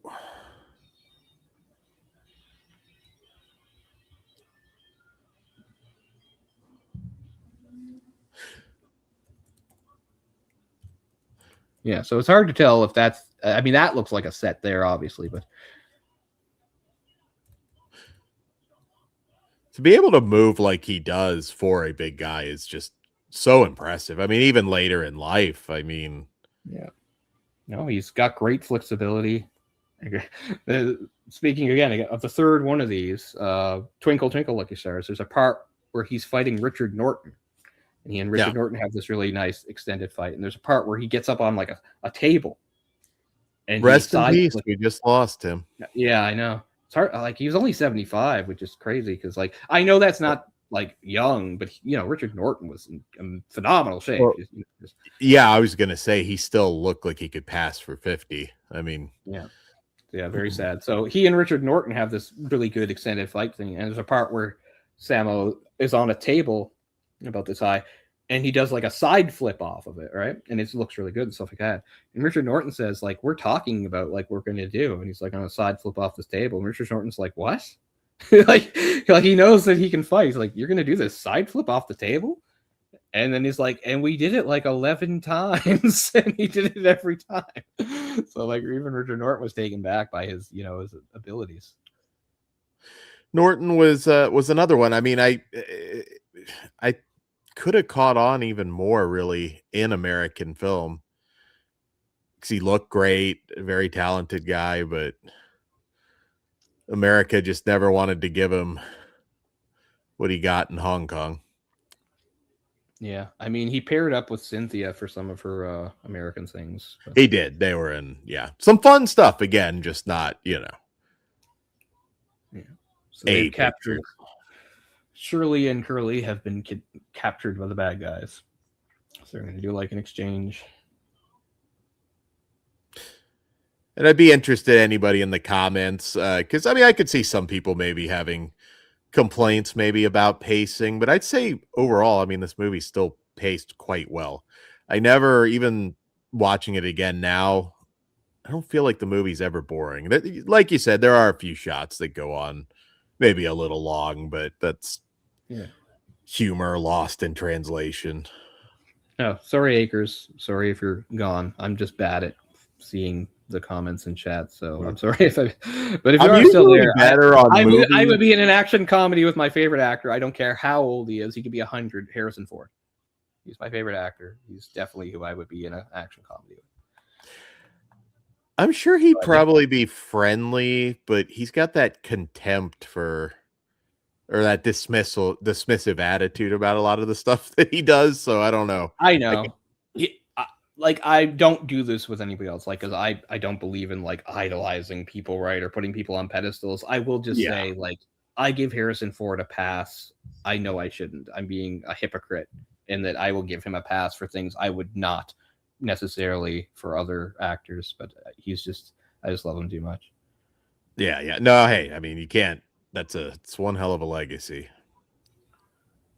But I mean, if I was going to do an action comedy with somebody that was like a, you know, more in their prime or more of a physical person, I don't know.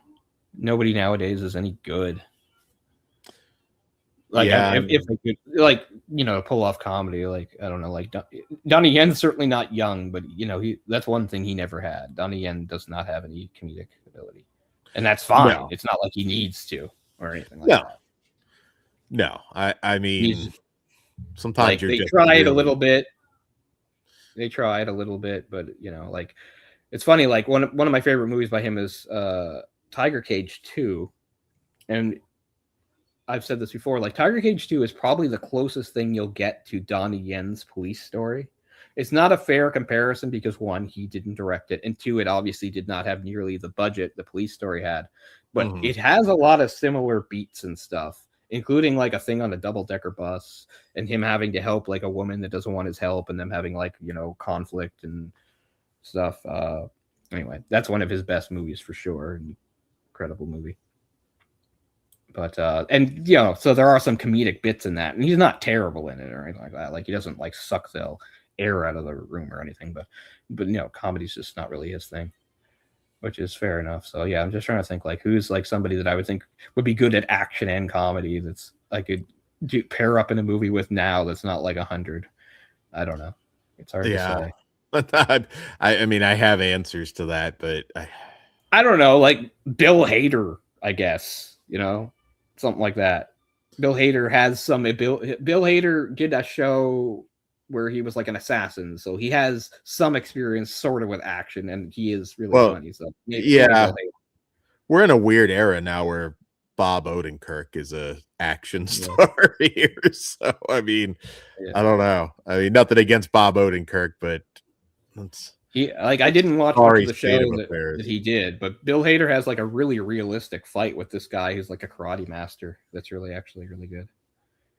I've just seen the clip. I haven't actually watched the show. I saw a bit of it. It had he's a former assassin who wants to have a life separate, and he takes like an acting class, and he wants to be an actor, and he's being taught by Henry Winkler. It's pretty decent from what I've seen. But yeah, so I mean, maybe something like that would be good to pair up with for an action movie. Do you go any slower? All right, so you're just doing this whole thing here where they have to exchange what's in the briefcase for to get Cherie and Curly back. And yet one of them seems to be missing suddenly. Yeah. So I guess it's not too bad. I guess it's more his body type wearing all that red. It's not flattering. And I think that's on purpose again. I think it's just to give himself a certain kind of look. They do a little bit better job of the next movies where like they make a point of all the Lucky Star guys having very sort of bright, vibrant clothing. Here it's only like Sammo, but you see it more in the others. And they contrast very well. Like in the second one, they fight a bunch of bad guys that are in suits just like this, It's better than this, I would say, but this is the movie I chose. Yeah, there's Dick Y. Taking out the gun again. At one point he yells at me, he's like, "If all you can do, pull a gun, get in there and fight." I think we're not at that part yet. It's gonna happen. All those windows will eventually be broken. Because this is the other thing. This is the thing too. This is what all Hong Kong action movies follow. The finale in the warehouse. It makes sense. A warehouse is a big space. You can have all sorts of things happen in it. It's a great place to break things, Yeah. So this is like what 90% of Hong Kong action movies from this point forward would do, is have their finale in a warehouse. That's why it's so funny watching like Lethal Weapon 4. Because when you watch Lethal Weapon 4 now, you're just like, oh, it's basically Lethal Weapon crossed with a Hong Kong movie. Because it does all the same beats, including a finale to warehouse. And of course, Jet Li. A little undercranking here too, but that makes sense because they're just trying to make a forklift go faster than it probably can go. But this is Sammo's best part of the movie, of course, because he gets to fight solo for quite a bit. Doing all the stuff that Jackie would... Again, did he beat Jackie to this by doing this here? Because remember, this is 1983. Jackie's done all sorts of good action, but he's done the whole fighting a group and staying on the run and using the environment stuff yet. I don't think he has. I think it starts right here, and it's Sammo, not Jackie. He's getting there. I think of stuff he did in the 70s and 80s, and he did great stuff. But the whole thing that Jackie would really become known for, which is exactly this kind of thing. Yeah, there it is. You know how to pull a gun. What else you can do? That's Dick Y. Punch and kick. Get in there. But I really think it starts here. I think it starts with Sammo, not Jackie.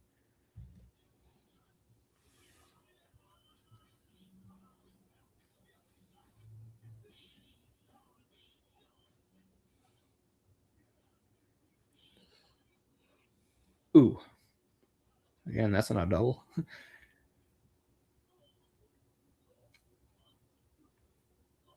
As we said, this would separate them from a lot of Western action stars that wouldn't take as many hits.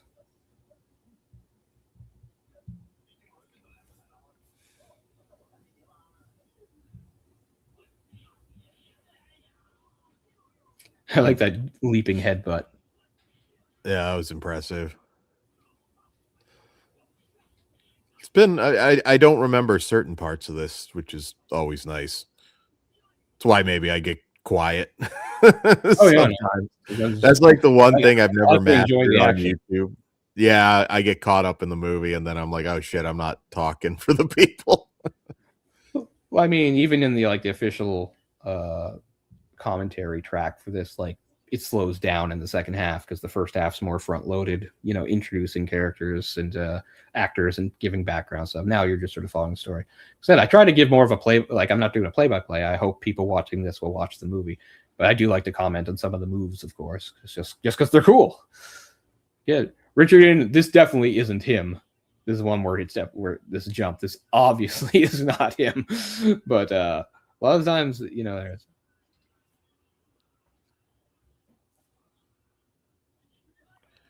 There he is coming out of the pile.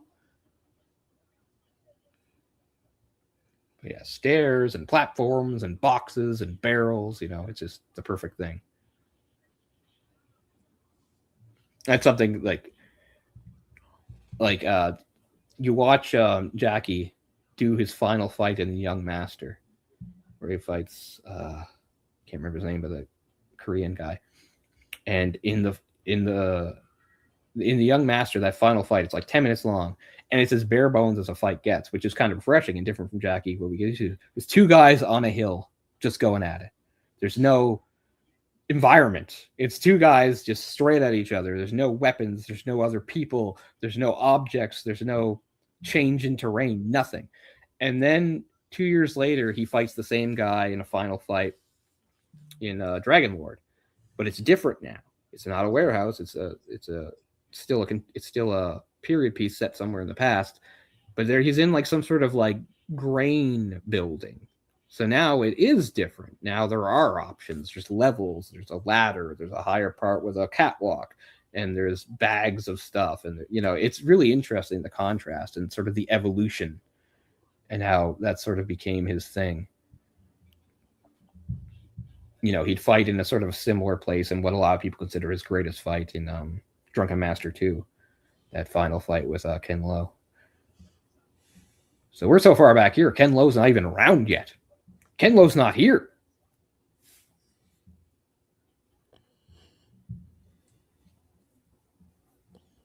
This whole thing about discovering counterfeit, like that's even the same plot point in Lethal Weapon 4, right? That's what's going on in Lethal Weapon 4. It's like a counterfeit thing. Final showdown in the warehouse. It's where some of the great fight scenes happened, was just abandoned warehouse. Yeah. Also, this movie's a bit lighter than the other two as far as like nobody gets killed. Like the other two aren't like, you know, they're not like a John Woo film where people are dying. No, but there are deaths. Yeah. But there are deaths and bad guys get taken out. Nobody gets killed in this movie. Even the baddest of the bad guys, just, you know, they get knocked around a bit, but then they just get arrested. But yeah. So if you're paying attention to the movie, like Stanley Fung's character is suspiciously absent now. He's just not there. Shout out. She's still in her party dress. No time to change. Yeah, so they're both. Just shout out, Drew. How are you doing? Coming up to the denouement, unfortunately. Missed most of our brilliant commentary, but that's okay. You can watch it later. Because we've got about 8 minutes to go. So we're at the finale here.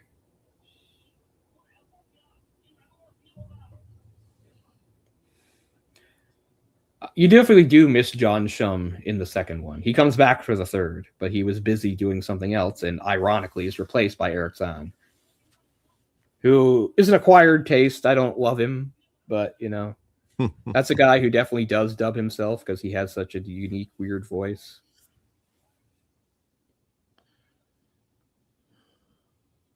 I like how this bow tie gang has, like, hatchets. Like, they should easily win, but no. But once again, like, even though these guys have hatchets, like, no one's going to die. And this is the weirdest part. Like, we got a really good fight sequence, and Sammo did his thing, but most, like, action movies would all come down to, okay. And this is what he says, a fight between tigers. One of them will die. It's like, oh, we're going to see James Dean in action. But no, it's like Monty Python and the Holy Grail. The cops show up and stop everything. So again, this is before some of these things are in place. So it seems weird. It seems weird. It's like, oh, there's no actual like final boss fight, or big thing. It just sort of ends. Yeah. Yeah, I mean, again, I can see maybe some people maybe watching this in the Jackie Chan explosion in the States and not taking to it as well, but I still love it. Actually, it holds up. I love this trilogy. I adore this trilogy. And I think they're all equally good. They're just better at different things. Like I said, this one, the humor is probably works the best and is the least cringy. And the other two, they up the action and do it a little better. I adore yeah, what's her name? Sibel Hu. I adore her, but I do of course miss the lovely Cherie Chung. Even if she's not a fighter, she is really great. Yeah. Of course, they have to break every window. They just show them breaking every single window, which is definitely a rule in Hong Kong action too. If there is a window, if there is a surface of glass, it will be broken. So of course, it's revealed this is where he's been. He's actually a cop, which don't think about it too hard because it's like, how does infiltrating their group work exactly? Like, why would he even become friends with them? I get that he went to prison undercover so he could figure out stuff and embed himself in the criminal life. But instead, he makes friends with a bunch of petty criminals who are nobodies. And somehow he's in prison with them for 3 years? No undercover cop would do that. Although you could suggest, well, maybe we didn't see it. Like maybe he's gone for extended periods and they don't see him and he just pops up here and there. So yeah, the fact that he's like a cop, and again, that's how we know he's not the same character because in the next 2 movies he is not a cop; he's just a petty criminal. So different characters. I'd be curious to visit some of the later ones too, just because I've only really seen those once. So some of them are going to feel like ones with the ones without Jackie, like ghost punting and all that. Like I definitely want to see them. Yeah. So of course, Stanley Fung here plays a police inspector, also in The Inspector Wears Skirts, with Sibel Hu, and he's in at least the first 2. Yeah, and they're both in the first 2. There's 4 of them. I have all 4. They're great. It's one of those things that eventually got released in a set, but I bought them individually. They're great movies. Sibel Hu is not in the 3rd or 4th, but she's in the first 2. And Cynthia Rothrock's in the first one. Just because, I guess. Love her. But that woman does not age. I don't know if you've seen very recent pictures. Rothrock? Oh, she doesn't age. She looks a lot the same. I give her credit. Hey, fatty, it's you. Yeah, this is. See, most movies would have ended there. It'd be over. The cops come in.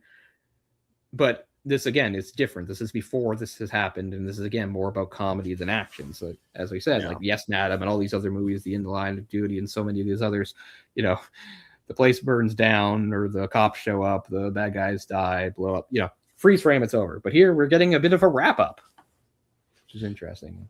Just goes the other way, where he's actually going to get like a commendation and even some money, and Jackie gets a commendation but no money. So continues the hard luck.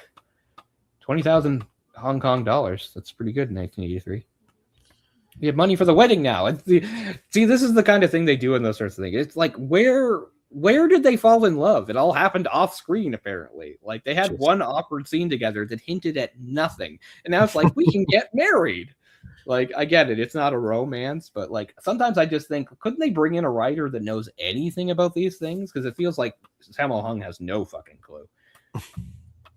And this is where you find out that his girlfriend is also a cop, and they talk about maybe getting married, but again, he's a different character, so she doesn't show up. And she's not really in movies that I've seen. Cecilia Yip there, but I'm sure she's great. Yeah, so we're gonna get married, but no, it's never followed up on. The sequels, he is a different cop. Yeah, they're all the more or less the same characters, but with tweaks and stuff. But there is continuity between the next 2. Yeah, and then it's all out the window. In fact, and on the freeze frame, yeah. Oh, How to Meet the Lucky Stars from '96, I believe, was a kind of like a tribute benefit film to Lo Wei. Oh yeah, Lo Wei was still around Um, here, and we get a replay of stuff, but not really the Jackie style of. Again, I'm trying to remember when that started because Jackie was. I know where he got it. He got it from. He was in Cannonball Run in '81. That was the movie from '81. Battle Creek Raw was 80. It was 81 because I was saying wasn't really in movies in 81. That's the two reasons. He was in Cannonball Run in 81, so he was out of the country for that, and then also he spent a lot of 81 filming Dragon Lord. So that's why, unlike most years where he has like 3 or 4 movies, he's only in like those because he was occupied with that. So yeah, Battle Creek Raw was before that. Sorry. But yeah, so he'd done 3 American movies to varying results. He did Battle Creek Brawl, which did nothing. He wasn't really a major character, it was just sort of a small role, and so that wasn't really him trying to do anything in a Cannonball Run. And then he made a real go of it for The Protector, which really works as sort of a template for Rush Hour. It's kind of the same idea, except in Better. that movie, yeah. Except, it's not. There's no comedy in it whatsoever. It's a completely straight movie. So yeah, it is, but it's much more violent, and it's there we go. The end. It's much more violent. Again, it's full of nudity, which is a bit surprising. Again, not a Jackie Chan film per se. He didn't direct it or write it or anything like that. And as I said, he actually was annoyed by that. He didn't think it was proper. But what's it? Oh, the difference there is like he's not a Hong Kong cop in the U.S. He actually is. He's playing a Chinese American in that movie. So that movie gets a bad rap, but it's actually a pretty entertaining movie. It is a bit weird to see. The tone is a little too rough, I think, for Jackie. It's one of the reasons it doesn't work. But and of course, at that point, he really didn't have much English at all, so he's fully dubbed in that movie, which is not too strange or anything. Anyway, so that's Winners and Sinners. So yeah, that's why I picked it, people. I know it seems like maybe a bit of an odd follow-up if Dan and I are doing like an action series. Why would I do this one? Well, I just because of the timing, like I said, where Jackie was in his career, where Sammo was in his career, and how I think even though if it was more of a comedy than action movie, I really feel like it's the movie. It was the blueprint for so many of the Hong Kong action movies, the way their structures would work. Plus, it launched so many people, even people in small roles like Moon Lee. Like in a couple of years, Moon Lee's leading movies like this. Not as big, but she didn't get to do anything in this movie, but that's okay. Her time would come. No, she had a great run. And and this one isn't talked to death either, which is always nice to cover. Right, because even if you're going to mention the trilogy, it's probably one of the other two, since they're more actiony and stuff. But I just felt like this one was cool to do because, like as you said, probably less people would. There's probably less stuff about it on YouTube if people are interested in checking it out. But yeah, I've always had a fondness for it because I feel like it's actually a very pivotal movie in the careers of both Jackie Chan and Sammo Hung, and even some lesser people. Probably had less of an effect on Yuen Biao, although he does play a bigger role in the others. But all these movies work as interesting launching points. For instance, in the third one, he's only in one scene, but a young Andy Lau holds his own in a great warehouse fight that features Jackie and Yuen Biao and him. And obviously, he's not the martial artist or physical talent those guys are, but he acquits himself very well. It's a really good scene. So that was just a couple years before he would start his own things. I would assume you've seen Magic Crystal. Yes. Yeah. All right. So Magic Crystal, Andy Lau is one of the leads in that. It's a crazy, bizarre movie, but it also has very, very strange. Richard Norton and Cynthia Rothrock. It's kind of like a weird hybrid of some of the Hong Kong action movies with like E.T. or even Mac and Me. It's got weird.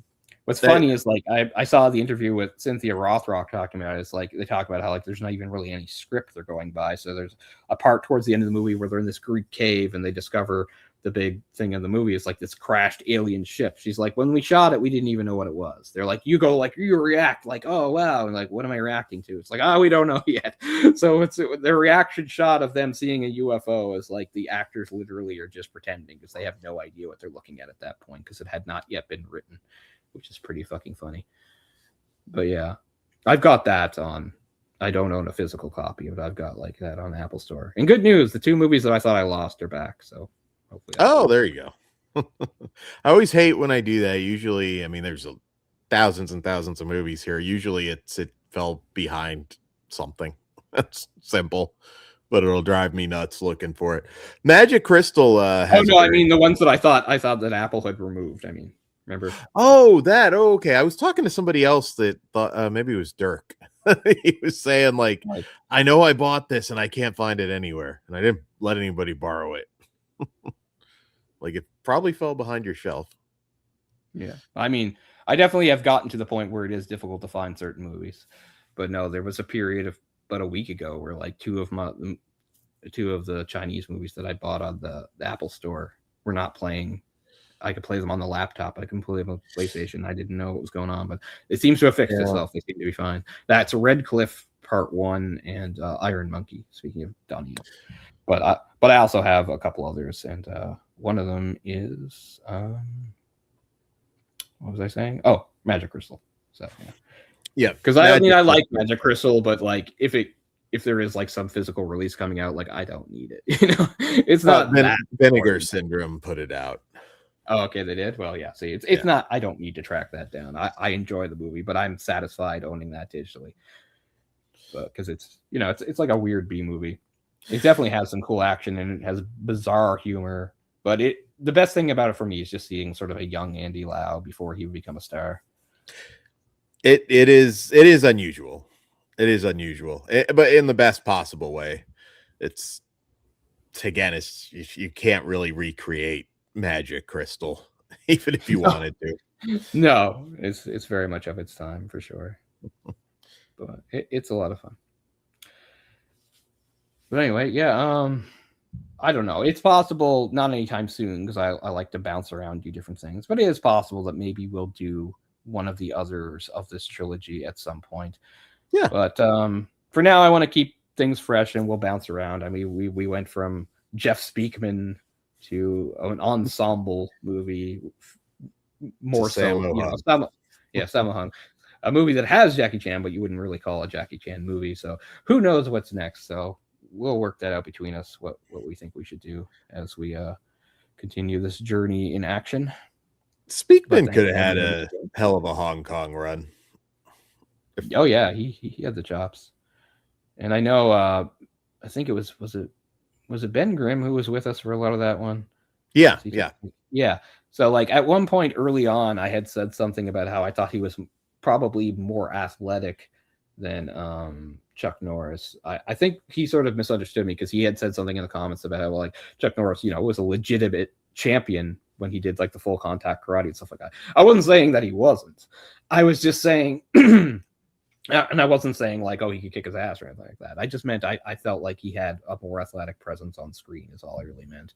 Because, yeah, I know Jeff Speakman was not like a kickboxer or anything like that. It wasn't his focus. But the other thing I'll say, and it's not to disparage anybody, because I hate when people make this sort of argument about other athletes too, because they'll say like, if you took like a modern NHLer and just dropped him into the NHL in the 40s, he'd destroy everybody. I mean, maybe for some of them, but I think it's very wrong to just judge past generations as like weak or soft or they don't know. Because I mean, I get it. Yeah, the average NHLer nowadays is just so much bigger and, of course, and stronger. And I get it. We have all the modern training and stuff and facility. Stuff, they didn't train that way back in the day and stuff like that. But still, at the end of the day, these guys were elite athletes that put a lot into it. You also have to remember, even if you took a great shooter like Alex Ovechkin and dropped into the 40s as he is, he still doesn't have the same equipment. He doesn't have the graphite sticks of today that let even a weakling like me have a hard shot. He'd have a wooden stick with barely a curve. He'd still be good, but he wouldn't be as overpowered as you think. So what I'm trying to say is, so I don't try to discount anybody for being from an earlier generation, but I think it has to be true that Chuck Norris was part of the very first generation of American kickboxers and karate fighters, many of whom, like Joe Louis and a lot of these guys, they were legit and great. But I would just say, if you compare them to later generations, the talent pool was obviously deeper. So I'm just saying, I think if you took Chuck Norris as he was in 1967 and stuck him in a kickboxing or full contact karate in the 90s or 2000s, yeah, probably he'd have some trouble because it's just a much deeper talent pool, more people doing it better facilities, better training, stuff like that. So it's not to say Chuck Norris was a hack or a fraud or anything like that. No. I just wanted to clear that up, that I wasn't just like thinking, oh, Jeff Speakman looks so much cooler and better and Chuck Norris isn't any good. Like that's not what I meant. So just wanted to clear up that point. Because yep, Chuck was for real. For sure. I'm sure we'll cover some Chuck Norris stuff at some point too. Yeah, I mean, one person I've been thinking about is Don Wilson. Speaking of a successful kickboxer, I can't believe he did 8 blood fists. 8. Black belt is arguably among his best. And it's actually funny too, because the first blood fist is kind of lower on the listing for the blood fist movies for me, although some of the later ones aren't so much martial arts. They're just, one's a Die Hard ripoff, one's, they're doing different things. Oh, Ben is there. Okay, I concede, Ben. He owns Jeff Speakman. I'm sure he does. Although he'd be giving up a bit of size too. You have to get that thing. Like Chuck Norris was only 5'10". It's not like he was small, but he wasn't big either. But I was gonna say, I'm sure you've seen this movie. This isn't necessarily for us to do, but I'll tell you, like in digging into some of these like martial arts stars and some of the ones that didn't make it, like Jeff Speakman, or you know what I mean, didn't make it in a big way. Like I'm sure you've seen this movie, and it's one I have not seen. It's King of Kickboxers.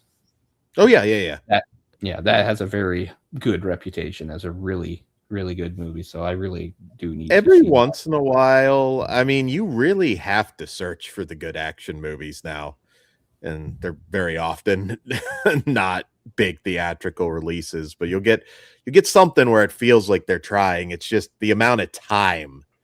And that's something that I can't remember the name of the lead from that, but he had a sort of a similar experience to Jeff Speakman, and that like he was positioned to, he signed some multi-picture deals and things and fell through. And there was one of his co-stars, a woman, apparently he like told her to shut up on set, and she like took it super personally and badmouthed him to a bunch of people in Hollywood and stuff. Like I can't remember his name, but yeah, he was another guy that was, it looked like he was going to be like the next Van Damme or something, and then it just didn't happen for a litany of factors. But a lot of people, what I found out, is like King of Kickboxers is still held in very high regard. Billy Blanks is in there, of course. So I very much need to watch that, because that's one I have not seen. There's I mean, again, I know some people shit on some of the movies, but I mean, Billy Blanks had some fun ones. Balance of Power, the 2 movies he did with Rowdy Piper, Tough and Deadly and Back in Action, are very good. I've heard of Back in Action. Rowdy Piper is Canadian. His best friend was a hockey player. They played hockey growing up. One went to the NHL and the other went into the wrestling ring. Pretty cool. But anyway, we won't drag things out, so we'll keep it tight. But thanks to anybody that joined, and anybody who wants to watch this in the future, and hopefully sometime fairly soon we'll figure it out. We'll be back with another one. But we don't know what direction we'll go in yet, so we'll keep everybody in suspense. So anyway, thanks so much, everybody, and we will see you all next time. Have a good one. Peace out. Later, guys.